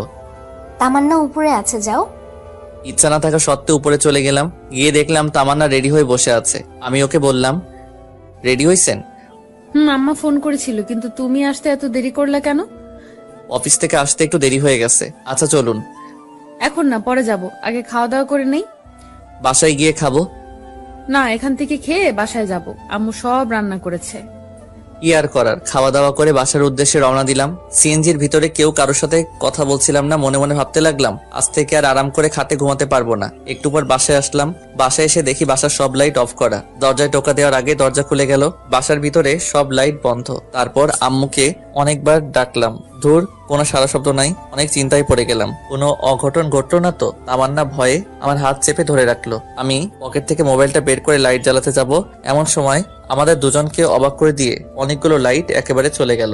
এরপর সানি, আইমান আর আম্মু একসাথে বলে উঠলো, happy birthday to you, happy birthday dear Tamanna, many many happy returns of the day. আমি তো পুরাই টাস্কি খেয়ে গেলাম। এসব কে করলো, কখন করলো আর কিভাবে করলো? আমি তো এই 2 ঘন্টা আগে বাসায় ছিলাম, কই তখন তো কিছুই ছিল না। আমি শুধু ভাবছি। আর তামান্না আম্মুকে বলল, আম্মু, আপনি কি করে জানলেন আজকে আমার জন্মদিন? আর এত কিছুই বা কে করলো? সবাই একসাথে আমাকে দেখিয়ে দিল। আমি তো আবার টাস্কি খেয়ে গেলাম। যাই হোক, তারপর সবাই মিলে কেকটা কাটলাম। কেক কেটে তাহলে আমাকে একটু খাইয়ে দিল। তারপর আমিও ওকে খাইয়ে দিলাম। একা একা সবাই খেয়ে নিলাম। সবাই মিলে অনেক মজা করলাম। এরপর সানি, আইমান আর আম্মু তামান্নাকে অনেকগুলো গিফট দিল। আমি বাকি রইলাম। সানি তামান্নাকে বলল, আমি আমার গিফট কাল সকালে দেব। আমি তো নির্বাক হয়ে দাঁড়িয়ে রইলাম। এরপর আমি সানি আর আইমান ছাদে চলে গেলাম। ছাদে গিয়ে আমি সানিকে বললাম, কিরে তোরা এত কিছু কিভাবে জানলি? আমরা তো কিছুই জানতাম না, আন্টি আমাদের ফোন করে সবকিছু বলেছে, আর আন্টি তোকে সবকিছু জানাতে বারণ করেছে। ও আচ্ছা, এই সানি তুই যে বললি আমি কাল সকালে ওকে গিফট দিব, ওকে আমি কি গিফট দিব? আরে বেটা, তামান্না তোর কাছে কি চেয়েছিল? ডিভোর্স, তাই না? আর ডিভোর্স পেপার তো রেডি হয়ে গেছে। কাল সকালে ডিভোর্স পেপার তামান্নাকে দিবি, আর এটাই হবে ওর সব থেকে বড় উপহার। একদম ঠিক বলছিস। আচ্ছা অনেক রাত হয়েছে, এখন ঘুমাতে যাই। চল। এরপর ছাদ থেকে নেমে সানিয়া রাইমানকে একটা রুমে রেখে আমি আমার রুমে চলে গেলাম। রুমে গিয়ে দেখি তামান্না বসে বসে মোবাইল চালাচ্ছে। আমাকে দেখে বলল, থ্যাঙ্কস শিহাব, ধন্যবাদ। কেন? এত বড় একটা সারপ্রাইজ দেওয়ার জন্য। আচ্ছা ঠিক আছে, ঘুমিয়ে যান, অনেক রাত হয়েছে। এটা বলে বিছানা থেকে একটা বালিশ নিয়ে সোফায় ঘুমাতে যাব। এমন সময় তামান্না বলল, আমার গিফট কই? কাল সকালে অফিসে যাওয়ার আগে টেবিলের উপর রেখে যাব। ওকে, আচ্ছা একটা কথা বলি। বলেন। সোফায় না ঘুমালে হয় না? সোফায় না ঘুমালে কোথায় ঘুমাবো? খাটে ঘুমাও, অসুবিধা নাই। নো থ্যাঙ্কস, লাগবে না, আপনি ঘুমিয়ে যান। আর কিছু না বলেই ঘুমিয়ে পড়লাম। সকালে ঘুম থেকে উঠে দেখি তামান্না আমার আগেই ঘুম থেকে উঠে গেছে। আমি ফ্রেশ হয়ে ডাইনিং টেবিলে গিয়ে দেখি আম্মু রান্না করছে আর তামান্না সবকিছু ডাইনিং টেবিলে গুছিয়ে রাখছে। তারপর নাস্তা করে রুমে এসে ডিভোর্স পেপারটা হাতে নিলাম। অনেক কষ্ট হচ্ছে ডিভোর্স পেপারটা নিয়ে অনেকক্ষণ ধরে দাঁড়িয়ে আছি, সাইন করতে পারছি না। মেয়েটাকে অনেক ভালোবেসে ফেলেছিলাম, কিন্তু কি করার, হয়তো সে অন্য কারো কাছে ভালো থাকবে আমার থেকে, আর আমিও চাই সে সবসময় ভালো থাকুক। মনকে শক্ত করে সাইনটা করেই ফেললাম। ডিভোর্স পেপারের সাথে আরেকটা ছোট চিটকুট লিখলাম, আজ আপনার জন্মদিনের সব থেকে বড় উপহারটা দেওয়ার চেষ্টা করলাম। আমি জানি এই উপহারটা আপনার জন্য সব থেকে বেস্ট, যেটা আপনি আমার থেকে চেয়েছিলেন। আশা করি আপনিও সাইনটা করে দিবেন। দোয়া করি সবসময় ভালো থাকবেন, আর পারলে আমাকে মাফ করে দিবেন আপনাকে অনেক কষ্ট দেওয়ার জন্য। আর আমি চাই আপনি সবসময় ভালো থাকেন। এরপর চিরকুট আর ডিভোর্স পেপার টেবিলের উপর রেখে অফিসে চলে গেলাম। অফিসে যাওয়ার পথে অনেক পুরাতন একটা বন্ধুর সাথে দেখা, তারপর তার সাথে অনেকক্ষণ আড্ডা দিলাম। বন্ধুর সাথে আড্ডা দেওয়াতে অফিসে যেতে 20 মিনিট দেরি হলো। এরপর দেরিতে অফিসে যাওয়ার জন্য বসের অনেক ঝাড়ি শুনতে হলো। রাগে মোবাইলটা সাইলেন্ট করে রেখে কাজ করতে শুরু করি। অন্য দিনের তুলনায় আজকে একটু কাজের চাপ বেশি, কিন্তু কিছুই করার নাই। বেশি বাড়াবাড়ি করলে চাকরি থেকে বের করে দেওয়া হবে। বিকেল বেলা অফিস শেষে পকেট থেকে মোবাইলটা বের করতেই আমি পুরো অবাক হয়ে গেলাম। আম্মু 122টা কল দিয়েছে। তামান্নার আম্মুও অনেকগুলো কল দিয়েছে। সানি, আইমানের কোনো মেসেজ গুলো দেখে আমি তো আরো অবাক। একসাথে এতগুলো মেসেজ, এতগুলো কল, ব্যাপারটা কি কিছুই তো বুঝতেছি না। আর এতগুলো কল SMS আসলো আমি টেরই পাইলাম না। মোবাইলটা হাতে নিয়ে দেখি তামান্না আম্মু আবার ফোন দিছে। হ্যালো। কোনো কথা বলছে না, শুধু কান্না করছে। তারপর আমি কলটা কেটে আমার আম্মুর কাছে কল দিলাম। আম্মু কল ধরছে না। এখন কি করব কিছুই তো বুঝতে পারছি না। আবার আইমানকে কল করলাম। হ্যালো দোস্ত, কি অবস্থা? কিরে, তোর এতবার কল দিলাম, কল ধরিস না কেন? আসলে অফিসে কাজের চাপ একটু বেশি তো, তাই। তো এখন কোথায় আছিস? এই তো 3 রাস্তার মোড়ে আছি। তাড়াতাড়ি মোহাম্মদ আলী হাসপাতালে চলে আয়। কেন, কার কি হয়েছে? তামান্না সুসাইড করতে নিছিল, আমরা সবাই মিলে ওকে হাসপাতালে নিয়ে আসছি। কি, সুইসাইড করতে নিছিল ও? মানে দাঁড়া, আমি এখনই আসছি। তাড়াতাড়ি আয়। তাই বলে আমি ফোনটা রেখে হাসপাতালের দিকে রওনা দিলাম। কেমন যেন টেনশন লাগছে। তামান্না হঠাৎ করে সুইসাইড করতে গেল কেন? হাসপাতালে গিয়ে দেখি আম্মু, তামান্নার আম্মু, সানি আর আয়নার বাইরে বসে আছে। আমাকে দেখে সবাই উঠে দাঁড়ালো, আর আম্মু তো এসে আমাকে একটা ঠাস করে চড় মারলো। আমি আবুলের মতো গালে হাত দিয়ে দাঁড়িয়ে রইলাম। একটু পর তামান্নার আম্মু বলল, বাবা তোমার সাথে কি তামান্নার কিছু হয়েছে? কই, আমার সাথে তো কিছু হয়নি। তাহলে ও সুইসাইড করতে গেল কেন? আমি মাথা নিচু করে দাঁড়িয়ে আছি। আম্মু এসে বলল, তোকে এতবার কল করলাম, কল ধরিস না কেন? অফিসে কাজের চাপ ছিল, তাই মোবাইলটা সাইলেন্ট করে রেখেছিলাম। লাগবে না তোর চাকরি করা। আজকের পর থেকে তুই আর চাকরি করতে যাবি না। আর তুই আমাকে মিথ্যে বলছিস কেন? আমি কি মিথ্যা বলছি? তামান্না এতদিন তোর সাথে যা যা করেছে আমাকে জানাসনি কেন? তোমাকে এসব কে বলেছে? আম্মু সানি আর আইমানের দিকে দেখিয়ে দিল। আমি বুঝে গেলাম ওরাই আম্মুকে সব ঘটনা বলে দিছে। সানি, পাড়া, আইমানের দিকে আমি রাগী দৃষ্টিতে তাকালাম। ওরা নিচের দিকে তাকিয়ে আছে। এমন সময় ডাক্তার এসে বলল, রোগীর জ্ঞান ফিরেছে। এটা শুনে আম্মু আর তামান্নার আম্মু ভিতরে চলে গেল। সানি আর আইমান যেতে চাইলো, কিন্তু আমি ওদের দুজনকে ধরে বললাম, এই ওদের মধ্যে আম্মুকে সব কথা কে বলেছে? কিরে, কথা বলছিস না কেন? আমরা দুজনেই বলেছি। কেন বলছিস? জানিস আম্মু কত কষ্ট পাবে এখন? কারণ তামান্নাকে আম্মু পছন্দ করে, আমার সাথে বিয়ে দিয়েছে। আন্টিকে না বলে উপায় ছিল না। আন্টি আমাদের যেভাবে চাপের মুখে ফেলে রেখেছিল, তাতে আমরা না বলে কোনো উপায় খুঁজে পাইনি। সরি দোস্ত। দূর শালা। দোস্ত একটা কথা বলি। কি কথা বল? দোস্ত, তামান্নাকে ডিভোর্সটা না দিলে হয় না? মনে হয় ওকে ডিভোর্সটা না দেওয়াই ভালো। কেন, তোর হঠাৎ এমনটা মনে হলো কেন? দেখ, তামান্না তোকে আগে ইগনোর করতো, অবহেলা করতো, কিন্তু এখন তো সে তোর প্রতি দুর্বল হয়ে গেছে। আস্তে আস্তে তোকে ভালোবাসতে শুরু করেছে। দেখছিস না, ডিভোর্স পেপার পাওয়ার সাথে সাথে সে সুইসাইড করতে গেছিল। দোস্ত, সানি ঠিক কথাই বলেছে। আমারও তাই মনে হয়। ওকে ডিভোর্স দিস না। এই সব কিছুই ছিল মনে মনে। আসলে তামান্নাকে বোঝাতে হবে ভালোবাসার মানুষের থেকে কষ্ট পেলে কেমন লাগে, তাই ওকে আরো কিছু কষ্ট পেতে হবে। আচ্ছা, ওইসব পরে দেখা যাবে। শোন, তামান্নাকে আরো কিছু শাস্তি দিতে হবে। আমার সাথে যেসব করেছে তার ফল ওকে পেতেই হবে। তুই এই অবস্থায় ওকে শাস্তি দিতে চাচ্ছিস? এই অবস্থায় ওকে কিভাবে শাস্তি দিবি? সময় হলেই সবকিছু দেখতে পারবি। এখন এসব না ভাবলেও চলবে। আমরা 3 জন কথা বলছি, আমাকে সবাই আম্মু বাহিরে আসলো। বাহিরে এসে আমাকে বলল, এই হারামজাদা, তোর মনে কি একটু দয়া মায়া নেই? মেয়েটা যে এখন কেমন আছে একটু খবর নেওয়া যায় না? আয় ভেতরে আয়, তামান্না তোকে ডাকছে। আম্মুর কথা শুনে আমরা তিনজনে ভিতরে গেলাম। আমি ভিতরে গিয়ে তামান্নার মাথার কাছে বসলাম। আমাকে দেখে একটু অভিমান করে মাথাটা অন্যদিকে ঘুরিয়ে নিল। এরপর আম্মু সবাইকে ইশারা করলো বাহিরে যেতে। আম্মুর কথায় সবাই বাহিরে চলে গেল। ভেতরে আমি আর তামান্না রইলাম। দুজনে চুপ করে বসে আছি, কেউ কোনো কথা বলছি না। দুজনে চুপ থাকার পর আমি নীরবতা দেখে বললাম, এখন আপনার কি অবস্থা? সেটা কারো না জানলেও চলবে। কথা শুনে বুঝলাম মেয়েটা আমার উপর অনেক অভিমান করে আছে। সমস্যা নাই বালিকা, দেখতে থাকো। তোমার জন্য আরো কত কি অপেক্ষা করছে, সামনে যে আরো কত কি হতে যাচ্ছে সেটা আমি নিজেও জানি না। কিছুক্ষণ পর আমি আবারও বললাম, রাগ করেছেন? রাগ করার মানুষ থাকলে তো রাগ করব। আমার কি রাগ করার মানুষ আছে নাকি? আচ্ছা বাদ দেন, এই কাজটা কেন করতে গেলেন সেটা বলেন। তুই কি কিছুই বুঝিস না? আপনি কেন সুইসাইড করতে নিয়েছিলেন সেটা আমি কি করে জানবো? যা, তোর কিছুই বুঝতে হবে না। তুই এখানে কেন এসেছিস? এখান থেকে চলে যা। আমি মারা গেলে তো সব থেকে বেশি তুই খুশি হতি। সবাই আপনাকে দেখতে আসতে বলেছে, তাই দেখতে আসছি। কি? সবাই দেখতে আসতে বলছি, তাই তুই আমাকে দেখতে আসছিস? তার মানে তুই আমাকে মন থেকে দেখতে আসিসনি? আচ্ছা এইসব বাদ দেন তো, জন্মদিনের উপহারটা কেমন লাগছে আপনার? অনেক ভালো। উপহারটা পাওয়ার খুশির ঠেলায় তো নিজের জীবনটা দিয়ে দিতে চাইছিলাম, কিন্তু পারলাম না। খুশি হননি কেন? আজ থেকে তো আপনি মুক্ত।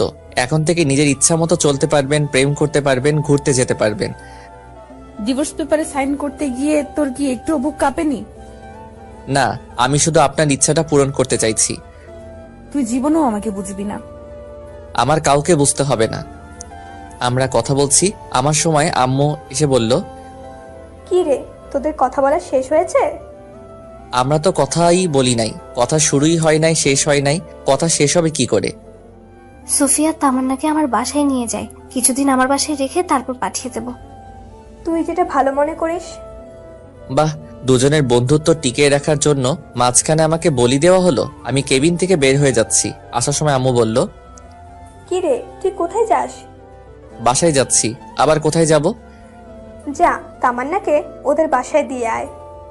আমি কিছু না বলে চুপচাপ দাঁড়িয়ে আছি, সেটা দেখে আম্মু আবার বলল, কি রে, আমি কি বলছি কথা কানে যায় না?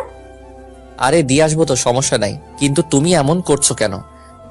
চুপচাপ গিয়ে একটা সিএনজি নিয়ে আয়। তারপর আমি আর কিছু না বলে বাহিরে গিয়ে একটা সিএনজি থেকে নিয়ে আসলাম। তারপর আমি তামান্নার আম্মু সিএনজিতে উঠে ওদের বাসার উদ্দেশ্যে রওনা দিলাম। সানি আর আইমানকে বললাম আম্মুকে ঠিক মতো বাসায় পৌঁছে দিতে। গাড়ির মধ্যে কেউ কোনো কথা বলি না। গাড়ি থেকে নেমে তামান্নাকে ধরে ধরে বাসার ভিতরে নিয়ে যাচ্ছি, কিন্তু ফকিন্নিটা হাঁটতে পারছে না। ইচ্ছা না থাকা সত্ত্বেও ওকে কোলে নিতে হলো। তারপর ওকে কোলে করে নিয়ে ওর রুমে রেখে আসলাম। বাহ, ফকিন্নিটার মনে মনে লাড্ডু ফুটছে। আমিও খুশি, কখনো ওকে এইভাবে স্পর্শ করিনি। কিন্তু জানো, তুমি তো জানো না তোমার জন্য আমি কি পরিমাণ বাস রেডি করতেছি। বাস থেরাপি দিয়েই আমি তোমার অহংকার মাটিতে লুটাবো, তুমি টেরও পাইবা না আমি কি জিনিস। যাই হোক, বাসের ভিতরে নিয়ে আমি তামান্নাকে রুমে নিয়ে গিয়ে খাটের উপর শুয়ে দিলাম। ও আল্লাহ গো, মেয়েদের এত ওজন আগে জানা ছিল না। দেখলে মনে হয় ফু দিলে বাতাস উড়ে যাবে, কিন্তু আজ কোলে নিয়ে বুঝতে পারলাম এত ওজন কি বলবো। তামান্নাকে খাটে রেখে আমি হাঁপাতে লাগলাম। আমার এমন অবস্থা দেখে তামান্না হাসতে লাগলো। যাই হোক, ওকে বাসায় রেখে আমি চলে আসতে লাগলাম। এমন সময় পিছন থেকে ডাক দিয়ে তামান্না বলল, শিহাব, জি কিছু বলবেন? বলছি আমি আজকে না গেলে হয় না?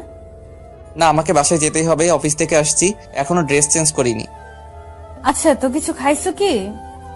না, খাবার সময় পাইনি, বাসায় গিয়ে খাবো। এখান থেকে খেয়ে যাও। No thanks. আর কিছু না বলে সোজা হাঁটা দিলাম। তামান্নার আম্মু অনেকবার করলো থেকে যেতে, কিন্তু আমি না করে দিয়ে বিদায় নিয়ে বাড়িতে চলে আসলো। তারপর বাসায় এসে ফ্রেশ হয়ে নাস্তা করে শুয়ে পড়লাম। এভাবে আরো কিছুদিন কেটে গেল। এর মধ্যে আমি আর তামান্নার সাথে কোনো যোগাযোগ করিনি। মাঝে মাঝে তামান্না আমাকে কল দিত, কিন্তু আমি ধরতাম না। কিছুদিন পর সকালবেলা হঠাৎ অফিসে যাওয়ার জন্য রেডি হচ্ছি, এমন সময় আম্মু এসে বলল, কি রে, অফিসে যাচ্ছিস? হ্যাঁ, কিছু বলবে? তোর অফিস কয়টায় ছুটি? বিকাল 4টায়, তবে কাজের চাপ বেশি হলে দেরি হতে পারে। না, বলছিলাম যে অনেকদিন হলো মেয়েটাকে দেখি না, যদি অফিস শেষে তামান্নাকে বাড়ি নিয়ে আসতি। সরি আম্মু, আমি পারবো না। যার আসার সে নিজেই আসবে। এটা কেমন কথা? একটা মেয়ে একা একা কি করে আসবে? যেভাবে খুশি সেভাবে আসবে, আমি কিছু জানি না। যদি তোমার এতই দেখতে ইচ্ছে করে তাহলে তুমি গিয়ে নিয়ে আসো। যা, তোরা না লাগবে না, আমার মেয়েকে আমি নিয়ে আসবো। তোমার যা ইচ্ছা তাই করো, আমার কি। আর কিছু না বলে বাসা থেকে বেরিয়ে গেলাম। এরপর একটা সিএনজি নিয়ে সোজা অফিসে গেলাম। বিকালে অফিস শেষ করে বন্ধুদের সাথে আড্ডা দিয়ে বেশ রাত করে বাসায় ফিরলাম। বাসায় এসে দেখি তামান্না চলে এসেছে। আমি কিছু না বলে ফ্রেশ হয়ে রুমে গিয়ে শুয়ে পড়লাম। একটু পর তামান্না এসে বলল, শিহাব, তুমি আমাকে ভুলেই গেছো। একটাবার খবর নাও না, আমি কেমন আছি, কি করছি। মনে রাখার জন্য কি কোনো চুক্তিপত্র হয়েছে নাকি যে আপনাকে মনে রাখতে হবে? আচ্ছা বাদ দাও, খাবার রেডি, খেতে এসো। আমি খাবো না, বাইরে থেকে খেয়ে আসছি, আপনারা খেয়ে নিন। তাহলে আর কিছু না বলে রুম থেকে চলে গেল। আমি রুমে শুয়ে শুয়ে ফেসবুকিং করছি। একটু পর তামান্না আসলো। দেখে মনে হয় খাওয়া দাওয়া শেষ করে আসলো। রুমে এসে আমার সামনে বারবার হাঁটাহাঁটি করছে, তাই দেখে আমি ওকে বললাম, আপনি এখানে কেন এসেছেন? মানে আপনি এই বাসায় কেন এসেছেন? আপনার চাওয়া পাওয়া তো আমি পূরণ করে দিয়েছি, আবার কি? তুমি এভাবে কথা বলছো কেন? বললাম তো আগের ঘটনার জন্য আমি সরি। এসব বলে লাভ নাই। আপনি ডিভোর্স চাইছেন, আমি ডিভোর্স দিয়ে দিছি। এখন থেকে আপনি আপনার মতো আর আমি আমার মতো। আমি এসব মানি না। আমি আম্মুকে ছাড়া থাকতে পারবো না। আম্মু যেদিন নিজে আমাকে বাড়ি থেকে বের করে দিবে, আমি সেদিন চলে যাব। আমি আর কিছু না বলে শুয়ে শুয়ে মোবাইল চালাচ্ছি। একটু পর তামান্না এসে বিছানায় উঠতে লাগলো। আমি তা দেখে ওকে বললাম, এই কি করছেন আপনি? কেন, ঘুমাবো না নাকি? ঘুমাবেন ঠিক আছে, কিন্তু খাটে কি? আপনি মনে হয় ভুলে গেছেন এটা আমার রুম, আমার খাট, তাই আপনি আমার খাটে ঘুমাতে পারবেন না। তো কোথায় ঘুমাবো? যেখানে খুশি ঘুমাও, কিন্তু বিছানায় ঘুমাতে পারবেন না। তাহলে আমি একটা বালিশ তামান্নার হাতে দিলাম। তামান্না বালিশটা নিয়ে সোফায় গিয়ে শুয়ে পড়লো। এখন দেখো কেমন লাগে সোফায় ঘুমাতে। আমাকে অনেক জ্বালাইছো, এখন তুমি একটু ফল ভোগ করো। আমি আর কিছু না বলে পাশ কাটিয়ে শুয়ে পড়লাম। মাঝরাতে কিছু একটা শব্দে ঘুমটা ভেঙে গেল। ঘুম ভাঙতে তাকিয়ে দেখি তামান্না নাক টেনে কান্না করছে। তাই নাকি? আমি বললাম, এ আপনার সমস্যা কি? এসব ন্যাকা কান্না মানে কি? তোমার এত কিছু জানতে হবে না। আমার জানার কোনো প্রয়োজন নাই। আপনি অন্য কোথাও গিয়ে কাঁদেন, এখানে না। সকালে আমার অফিস আসছে, ঘুমাতে হবে। আমার ঘুমের ডিস্টার্ব হচ্ছে। আমি বারণ করে পরে তামান্না কান্না করেই যাচ্ছে। আর একবার ন্যাকা কান্না করলে কিন্তু একটা লাথি দিয়ে সোফা থেকে ফেলে দিব। যত সব আজাইরা। তামান্না আর কিছু না বলে ওয়াশরুমের দিকে চলে গেল। আমিও মনে মনে বলছি, এবার ঠেলা সামলাও জানো, আমি অনেক কষ্ট পাইছি তোমার আচরণে। এখন দেখো কষ্ট পাইতে কেমন লাগে। এসব ভাবতে ভাবতে কখন যে ঘুমিয়ে গেছি মনে নেই। সকালে ঘুম থেকে উঠে দেখি তামান্না আমার আগে ঘুম থেকে উঠে গেছে। তারপর আমি ঘুম থেকে উঠে ফ্রেশ হয়ে নাস্তা করে অফিসে চলে গেলাম। অফিস শেষে সানিয়া আর আইমানকে কল করে পুকুর পাড়ে আসতে বললাম। আমি পুকুর পাড়ে এসে দেখি আমার আগেই ওরা এসে বসে আছে। কিরে, কি অবস্থা তোদের? বেকার মানুষের আবার অবস্থা। আমরা তো আর তোর মতো টাকা ইনকাম করতে পারছি না, বাপের টাকায় বসে বসে খাচ্ছি। আচ্ছা বাদ দে, চল ওই পাশে গিয়ে বসি। চল। তারপর ওই পাশে গিয়ে বসে কথা বলতে লাগলাম। কিরে তামান্না, কি খবর এখন? ভালোই। যাক, ভালো হলেই ভালো। কিন্তু দোস্ত, আমি একটা বিষয় কিছুতেই বুঝতে পারছি না। কি? আমার নাকি ডিভোর্স দিলাম, সেটার কোনো খবর নাই, আবার আমার বাড়ি থেকেও যাচ্ছে না। আরে বোকা, ও যাবে কি করে? ও তো এখন তোকে ভালোবেসে ফেলেছে। আচ্ছা দোস্ত, যা হয়েছে সব ভুলে যা। এখন সবকিছু ঠিক করে নিয়ে নতুন করে জীবন শুরু কর, এটাই ভালো হবে।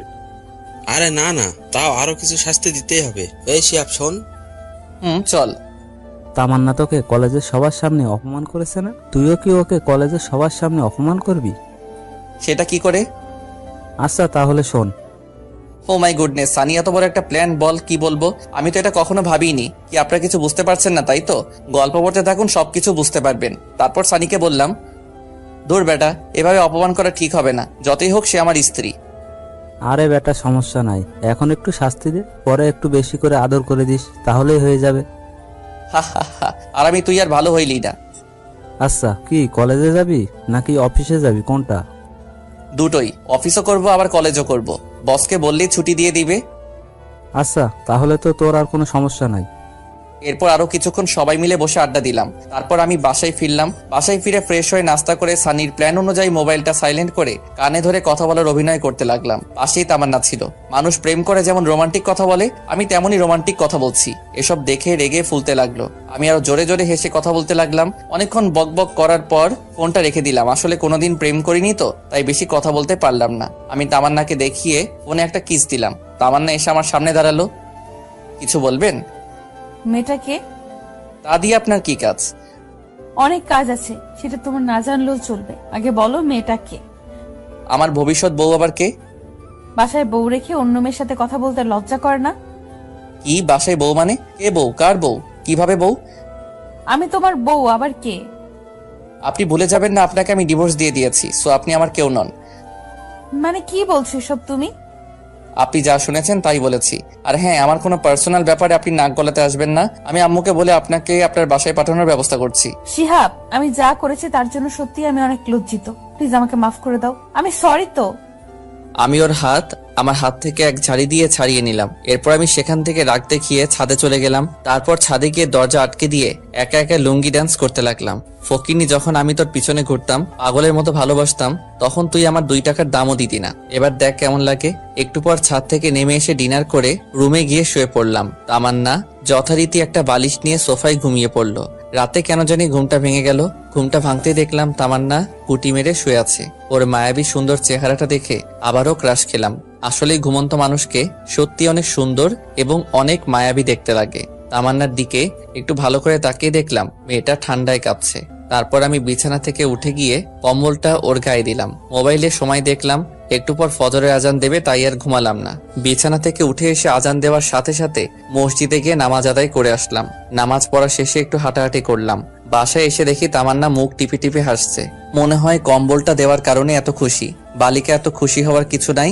একটু অপেক্ষা করো আর দেখতে থাকো শিহাব কি জিনিস। তুমি আমাকে যে কষ্ট দিয়েছো তা সুদে আসলে পরিশোধ করে নেব। সকালে নাস্তা করে রুমে এসে মোবাইল টিপতেছি, এমন সময় আম্মু এসে বলল, কি রে, আজকে অফিসে যাবি না? না আম্মু, আজকে ছুটি নিয়েছি। কেন রে, শরীর খারাপ নাকি? না আম্মু, অনেকদিন হলো কলেজে যাইনি, তাই ভাবছি আজকে কলেজে যাব। আর কলেজে একটু কাজও আছে। তামান্না আমার পাশেই ছিল। ও আমার কলেজে যাওয়ার কথা শুনে আম্মুকে বলল, আমি বলছিলাম কি, আমিও তো অনেকদিন হলো কলেজে যাই না, আর পড়াশোনাটাও ঠিকভাবে হচ্ছে না। যদি আজকে শিহাবের সাথে কলেজে যাই তাহলে কি কোনো সমস্যা হবে? আরে আমার আবার কি সমস্যা হবে? তোরা দুজন কলেজে যাবি, যা। ধন্যবাদ আম্মু। এই শিহাব, হ্যাঁ আম্মু বলো।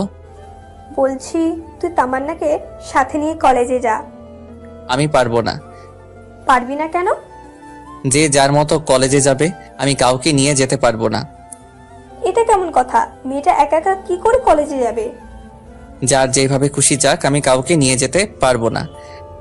আমি আম্মুকে আর কিছু বলতে না দিয়ে সোজা রুমে চলে আসলাম। রুমে এসে রেডি হয়ে তামান্নার আগেই কলেজে চলে গেলাম। আমি, সানি, আইমান আর ইতু একসাথে বসে আছি। তামান্নাকে আসতে দেখে সানি বলল, এ মামা, ও আসছে, শুরু করে দে। কে আসছে? আরে শালা, তোর বউ আসছে, প্ল্যান অনুযায়ী কাজ শুরু করে দে। এরপর আমি আর ইতু বসে বসে দুজন দুজনের হাত ধরে হেসে হেসে কথা বলছি। ইতু প্ল্যান অনুযায়ী আমার হাত ধরে বসে আছে। তামান্না তো আমাদেরকে দেখে রাগে ফুলতে লাগলো। তামান্না আমাদের কিছু না বলে সোজা উপরে চলে গেল। আমরা তো সবাই হাসতে হাসতে শেষ। আমরা কেউই আজ ক্লাস করিনি। সবাই বসে বসে আড্ডা দিচ্ছি। তামান্না উপর থেকে বারবার আমাদের দিকে তাকাচ্ছিল। আমি অভিনয়টা বেশ ভালো করে চালিয়ে যাচ্ছি না? যে কেউ দেখলে বলবে আমরা দুজন দুজনকে অনেক ভালোবাসি, কিন্তু এটা ছিল আমাদের প্ল্যান। এভাবে 2 ঘন্টা পার হয়ে গেল। 2 ঘন্টা পর তামান্না ও তার বান্ধবীরা একসাথে আমার দিকে আসছে। সানি আর আইমান ওদের দেখে গান গাইতে লাগলো। আমার এই বাজে স্বভাব কোনোদিনও যাবে না। একটা সিনিয়র মেয়ে এসে সানিকে বলল, যখন একটা কানের নিচে পড়বে এমনিতেই বাজে স্বভাব চলে যাবে। আমি তখনও ইতুর হাত ধরে বসে আছি। আর আমার এমন আচরণ দেখে তামান্না বলল, ছি শিহাব, তোমার লজ্জা করে না? কেন আমার লজ্জা করবে কেন? আমি কি ল্যাংটা হয়ে আছি নাকি? ল্যাংটা হয়ে না থাকলেও তার থেকে অনেক খারাপ কিছু করছো। বাসায় বউ রেখে এখানে অন্য একটা মেয়ের সাথে। ছি। ওয়েট, বউ মানে কার কথা বলছেন? কার সাথে আবার বলবো? আমার সাথে বলছি। হোয়াট? কে আপনি? আপনাকে তো আমি চিনিই না। কি বললে তুমি? আমাকে চেনো না? আমার ভাবতেই অনেক ঘৃণা লাগতেছে তুমি এতটা খারাপ। আপনার লজ্জা করে না একটা জুনিয়র ছেলের পিছনে পিছনে ঘুরতে? আপনাকে তো আমি পাত্তাও দেই না, তাহলে কেন বারবার আমার পিছনে আসেন? এতক্ষণে পুরো ক্যাম্পাসের ছেলে মেয়ে সবাই আমাদের দিকে তাকিয়ে আছে। তামান্না তো লজ্জায় মাথা নিচু করে আছে। দেখলাম ওর চোখের কোণায় পানি। কান্না করতে করতে কলেজ থেকে বাইরে চলে গেল। আমার নিজেরও একটু খারাপ লাগছে। ব্যাপারটা আসলে একটু বাড়াবাড়ি হয়ে গেছে। পরে আমি, সানি আর আইমান কলেজ থেকে বেরিয়ে গেলাম আর ইতুকে একটা ধন্যবাদ দিয়ে আসলাম। এরপর আমরা বাহিরে কিছুক্ষণ আড্ডা দিলাম। অবশেষে আমরা বাসায় চলে গেলাম। বাসায় গিয়ে দেখি তামান্না ওর সবকিছু গুছিয়ে নিয়ে বাড়ি থেকে চলে যেতে যাচ্ছে। এদিকে আম্মু ওকে অনেক বোঝাচ্ছি, কিন্তু কোনো কিছুতেই বুঝতে চাচ্ছে না। তামান্না সবকিছু ভুলে ব্যাগ নিয়ে বাপের বাড়ি চলে গেল। এদিকে আম্মু ঠাস ঠাস করে আমাকে চর মারতে লাগলো। আমাকে চর মারতে মারতে আম্মু বলল, কুলাঙ্গার একটা ছেলে, তোর কারণে আজকে আমার মেয়েটা বাড়ি থেকে চলে গেল। আমার মেয়েটার যদি কিছু হয় তাহলে তোর অবস্থা আমি খারাপ করব। আমার কথা শুনে আমার মাথায় বাজ পড়লো। নিজের ছেলের কোনো খোঁজ নেই, ছেলের বউ নিয়ে পড়ে আছে। আমার সাথে রাগারাগি করে আমি ছাদে চলে গেলাম, ছাদে গিয়ে বসে আছি। আমার অনেক খারাপ লাগছে, কারণ আজকে একটু বেশি বাড়াবাড়ি হয়ে গেছে। কিন্তু কি করব, ও আমার সাথে যা যা করেছে তার ফল ওকে পেতেই হবে। কিন্তু মনে হচ্ছে ওর সাথে একটু বেশি করে ফেলেছি। কি করব কিছুই বুঝতে পারছি না। সানিকে একটা কল দিলাম। কিরে, কই তুই? এই দুপুরবেলা বাসা ছাড়া কই থাকবো? কোনো সমস্যা হয়েছে নাকি? হ্যাঁ, সমস্যা তো একটা হয়েছে। আবার কি সমস্যা হলো? ফোনে বলা যাবে না, তুই তাড়াতাড়ি পুকুর পাড়ে চলে আয়। আমি আইমানকেও বলে দিচ্ছি। শোন, তোকে আইমানকে বলতে হবে না, তুই চলে আয়, আমি বলছি ওকে। আচ্ছা ঠিক আছে, তাড়াতাড়ি পুকুর পাড়ে চলে আয়। আচ্ছা ঠিক আছে, কিন্তু কখন আসবি? আসরের নামাজ পড়ে চলে আয়। আচ্ছা ঠিক আছে। এখন ফোনটা রেখে ছাদ থেকে নিচে চলে আসি। নিচে এসে দেখি আম্মু না খেয়ে আমার জন্য টেবিলে খাবার রুমে চলে গেছে। আমি আম্মুর রুমে গিয়ে আম্মুকে বললাম, কি ব্যাপার আম্মু, খাবে না? তোর খাবার তুই খা, আমি আমার মেয়েকে ছাড়া খাবো না। এই মহা যন্ত্রণা দূর আর ভালো লাগে না। এই বলে আমি আম্মুর রুম থেকে বেরিয়ে আসলাম। আমিও কিছু খেলাম না, না খেয়ে রুমে গিয়ে ঘুমানোর চেষ্টা করছি, কিন্তু ঘুম আসছে না। পরে উঠে বাইরে চলে গেলাম। তারপর আসরের নামাজ পড়ে পুকুর পাড়ে চলে গেলাম। সেখানে গিয়ে দেখি সানি আর আইমান পুকুর পাড়ে বসে আছে। আমি ওদের কাছে গিয়ে বললাম, কিরে তোরা আসছিস? কিন্তু তোর মোবাইল বন্ধ কেন? আমি মোবাইলটা হাতে নিয়ে দেখি মোবাইলটা বন্ধ হয়ে আছে। সরি, ফোনে চার্জ নাই। আচ্ছা বল, কি সমস্যা? এখন ওদের দুজনকে সবকিছু খুলে বললাম। আমার কথা শুনে আইমান বলল, শিহাব, আমার মনে হয় তোর এখন তামান্নাদের বাসায় যাওয়া উচিত। দূর, আমি সেখানে গিয়ে কি করব? তুই তামান্নার কাছে সবকিছুর জন্য মাপ চাইবি, আর ওকে বলবি ডিভোর্স পেপারটা নকল ছিল। কি বলিস, নকল ডিভোর্স পেপার মানে? হ্যাঁ, আমি জানতাম একদিন সবকিছু ঠিক হয়ে যাবে, তাই তোর সাথে একটু অভিনয় করছি। শালা, তোরা তো মির্জাফরের থেকে অনেক বড় প্রতারক। আচ্ছা, এসব এখন বাদ দে তো। তুই তামান্নাদের বাড়িতে যাবি কিনা তাই বল। শালা, তোরা আমার সাথে যা করলি, আমি কোথাও যাব না। তাহলে বসে বসে আঙুল চোষ। তামান্না কি আমাকে মেনে নিবে? দেখলি না, তামান্না তোকে অন্য কারোর সাথে সহ্য করতে পারে না। সেটা তো আগে ছিল, কিন্তু কাল কলেজে ওর সাথে যা করলাম তারপরেও কি ও আমাকে মেনে নিবে? চেষ্টা করতে তো আর নিষেধ নেই নাকি? তোকে তো আগেই বলেছিলাম, যা করবি চিন্তা ভাবনা করে করবি। শালা, তুই চুপ থাক। আজ তোর বুদ্ধিতেই এমন হয়েছে। আজ তোর কথা না শুনলে কিছুই হতো না। আরে আমি কি জানতাম নাকি যে তামান্না ওর বাবার বাসায় চলে যাবে? আচ্ছা, এখন সব বাদ দে তো, এখন কি করা যায় সেটা ভাব। আচ্ছা চল, কিছু খেয়ে আসি আগে। তোর তো খাওয়া ছাড়া আর কোনো কথাই নেই। এই, তুই কি এখন ওদের বাসায় যাবি? না, যাব না। যদি যেতেই হয় তাহলে কাল যাব। ওদের সাথে আরো কিছুক্ষণ আড্ডা দিলাম। কিছুক্ষণ পর বাসায় গেলাম। রাত প্রায় 10টা, কিন্তু আম্মু খাইতে আসলো না। একা খাইতে বসছি, এমন সময় তামান্নার আম্মু ফোন দিল। হ্যালো। পুরোটা বলার আগেই তামান্নার আম্মু কান্না করে দিল। বাবা তুমি কই? আমি তো বাসায়। আপনি কান্না করছেন কেন? কোনো সমস্যা হলো নাকি? তামান্না? আর কিছু না বলেই কল কেটে দিল। আমি আবার কল দিলাম, কিন্তু কল আর কেউ ধরছে না। না, আর বসে থাকা যায় না। তামান্নার যে আবার কি হয়েছে আল্লাহ ভালো জানে। আমি সানি আর আইমানকে কল করে রেডি হতে বললে আমি বাসা থেকে বের হয়ে একটা সিএনজি নিলাম। মাঝপথে সানি আর আইমানকে তুলে নিলাম। তারপরে আইমান আমাকে বলল, কিরে এত রাতে আবার কি হলো? একটু আগে তামান্নার আম্মু ফোন করে কান্না করতে লাগলো। কিছুই বুঝলাম না। কেন, আবার কি হয়েছে? আমি তো জানি না, আমায় তো কিছুই বললো না, শুধু কান্না করছিল আর হুট করে কল কেটে দিল। তারপর আমি অনেকবার কল করলাম, কিন্তু ধরলো না। আল্লাহ জানেন কি হয়েছে। ওদের সাথে কথা বলতে বলতে তামান্নার বাসার সামনে চলে আসলাম। অনেকবার কলিং বেল বাজালাম, কিন্তু ভেতর থেকে কারো কোনো আওয়াজ নেই। দরজা ধাক্কা দিলাম, কিন্তু তাতেও কোনো কাজ হলো না। পরে সানি বলল দরজা ভেঙে ফেলতে। তারপর দরজা ভাঙার চেষ্টা করলাম, কিন্তু পারছিলাম না। তিনজনে অনেক কষ্ট করার পর দরজা ভেঙে ফেললাম। দরজা ভাঙার পর ভিতরে গিয়ে তো আমার মাথায় আকাশ ভেঙে পড়লো। তামান্নার বাম হাতটা কাটা, ফিনকি দিয়ে রক্ত বের হচ্ছে। তামান্না অচেতন অবস্থায় পড়ে আছে, রক্তে পুরো ফ্লোর লাল হয়ে গেছে। অতিরিক্ত রক্তক্ষরণের কারণে তামান্না জ্ঞান হারিয়ে ফেলেছে। ওর এই অবস্থা দেখে তো আমি ভয়ে কাঁপতে লাগলাম। আমি কি করব কিছু বুঝতে পারছি না। আচ্ছা, তামান্না এখানে পড়ে আছে, কিন্তু ওর মা কোথায়? তামান্নার মাকে খোঁজার জন্য তামান্নার মায়ের রুমে গেলাম। তামান্না মায়ের রুমে গিয়ে দেখলাম তামান্নার আম্মু খাটের উপর উল্টা হয়ে পড়ে আছে। খাটের উপর পা পিছলে পড়ে মাথায় আঘাত খেয়ে অজ্ঞান হয়ে আছে। দেখে মনে হচ্ছে তাড়াহুড়ো করতে গিয়ে পা মোচড় খেয়ে খাটের উপর জোরে পড়ে গেছে, যার কারণে মাথায় আঘাত লেগে অজ্ঞান হয়ে গেছে। কি করব কিছুই বুঝতে পারছি না। আমার শার্টটা খুলে তামান্নার হাত বেঁধে নিলাম, যাতে আর রক্ত না বের হয়। এরপর দুজনকে একসাথে হাসপাতালে নিয়ে গেলাম। ওদের দুজনকে ইমার্জেন্সিতে দিয়ে আমি বাহিরে অপেক্ষা করছি। নিজের অজান্তেই চোখ দিয়ে পানি ঝরতে লাগলো। আজ শুধু আমার জন্যই এমন অবস্থা হলো। আমি যদি আজ এমনটা না করতাম তাহলে আজ কিছুই হতো না। তামান্নার জ্ঞান ফিরলেই ওর কাছে মাপ চেয়ে নিব। এরপর আমি সানি আর আইমানকে বললাম বাসায় চলে যেতে, কিন্তু ওরা গেল না। একটু পর ডাক্তার বাহিরে এসে বলল, আচ্ছা, রোগী আপনার কি হয়? আমার স্ত্রী হয়। আছে, শুনুন, রোগীর অতিরিক্ত রক্তক্ষরণ হয়েছে, জরুরি রক্তের ব্যবস্থা করুন। জি বলুন, কোন গ্রুপের রক্ত লাগবে? আমরা এখানে 3 জন আছি। A B positive. আমার এ পজিটিভ। আমার ও পজিটিভ। আমার বি পজিটিভ। আচ্ছা, আপনারা 3 জনেই আসেন।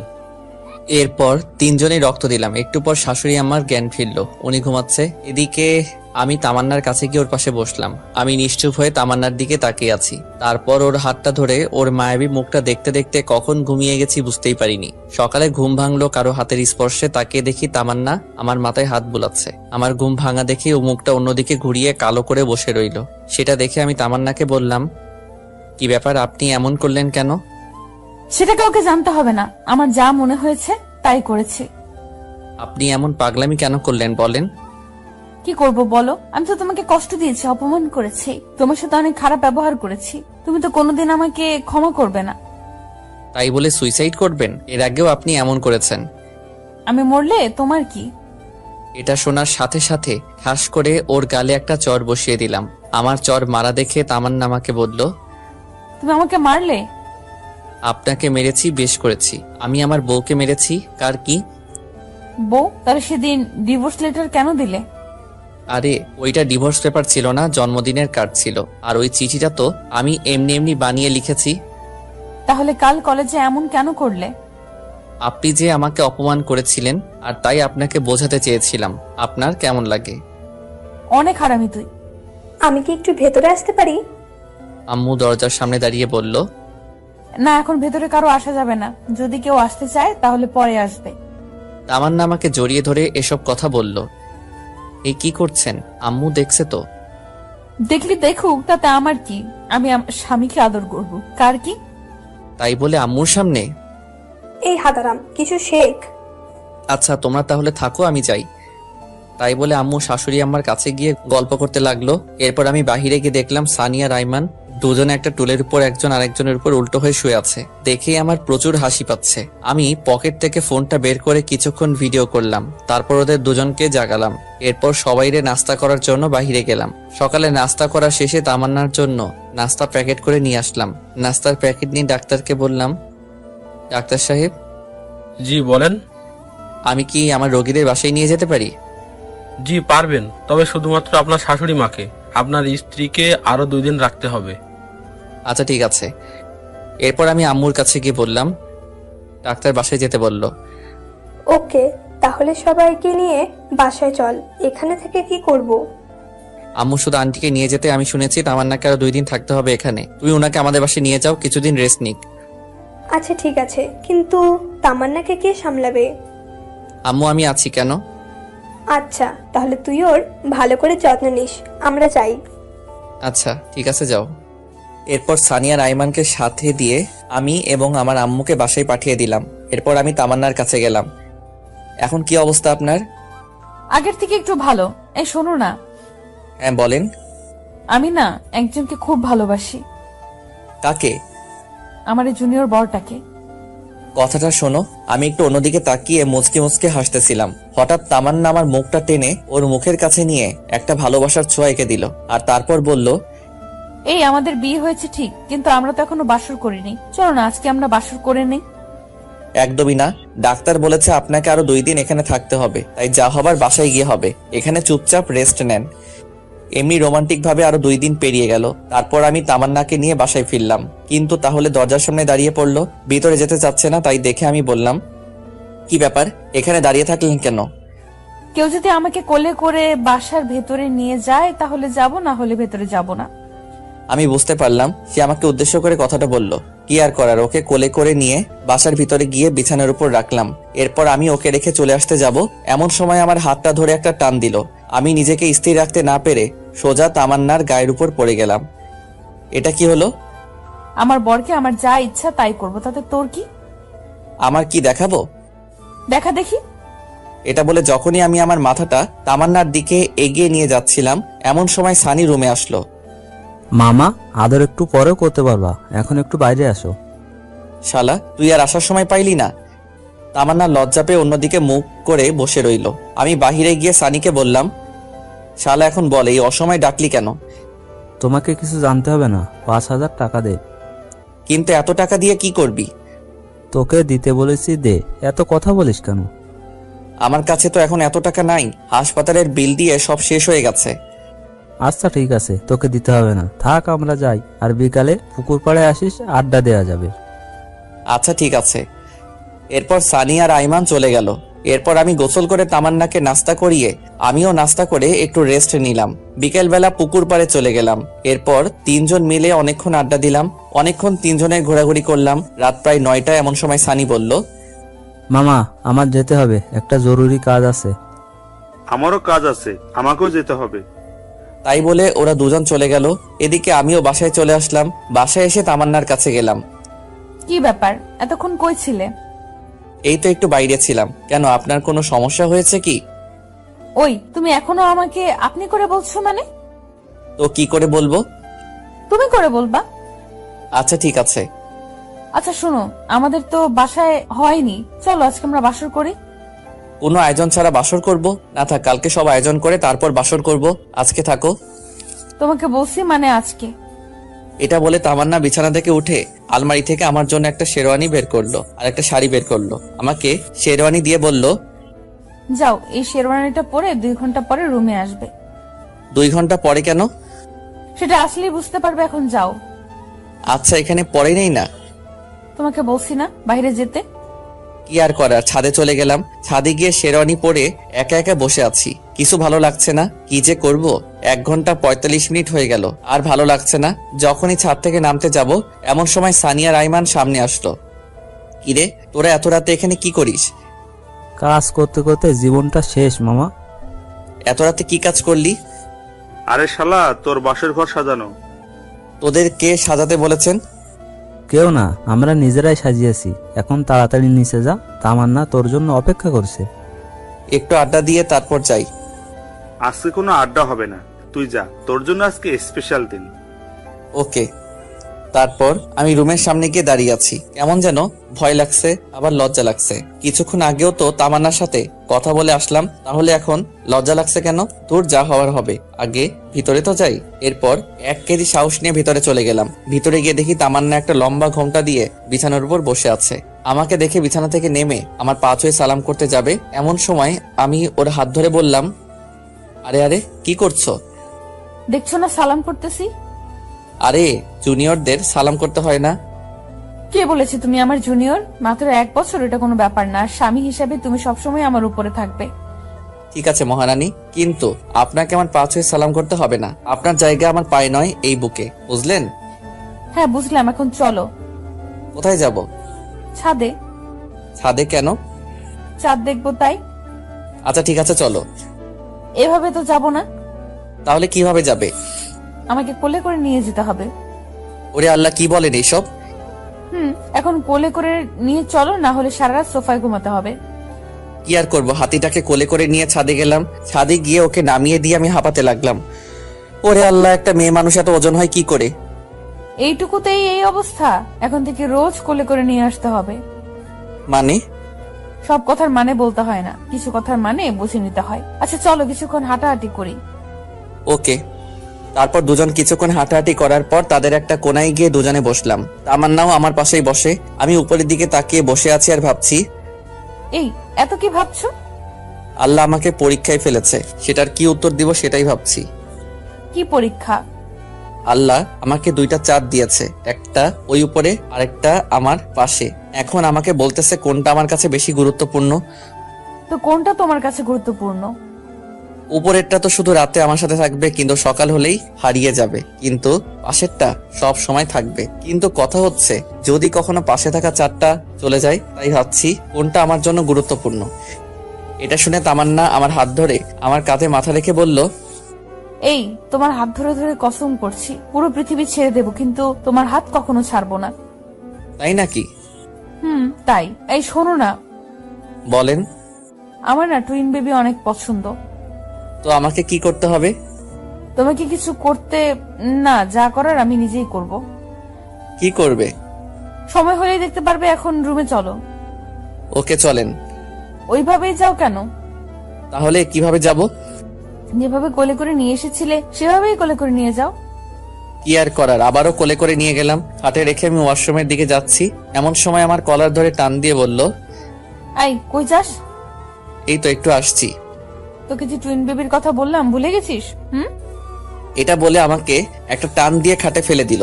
একা দুজন হারিয়ে গেলাম ভালোবাসার এক অজানা ভুবনে। আপনারা এখনো বসে আছেন? আরে ভাই, অনেক কিছুই তো দেখলেন, এখন আমাদেরকে আমাদের মতো একটু কাজ করতে দিন।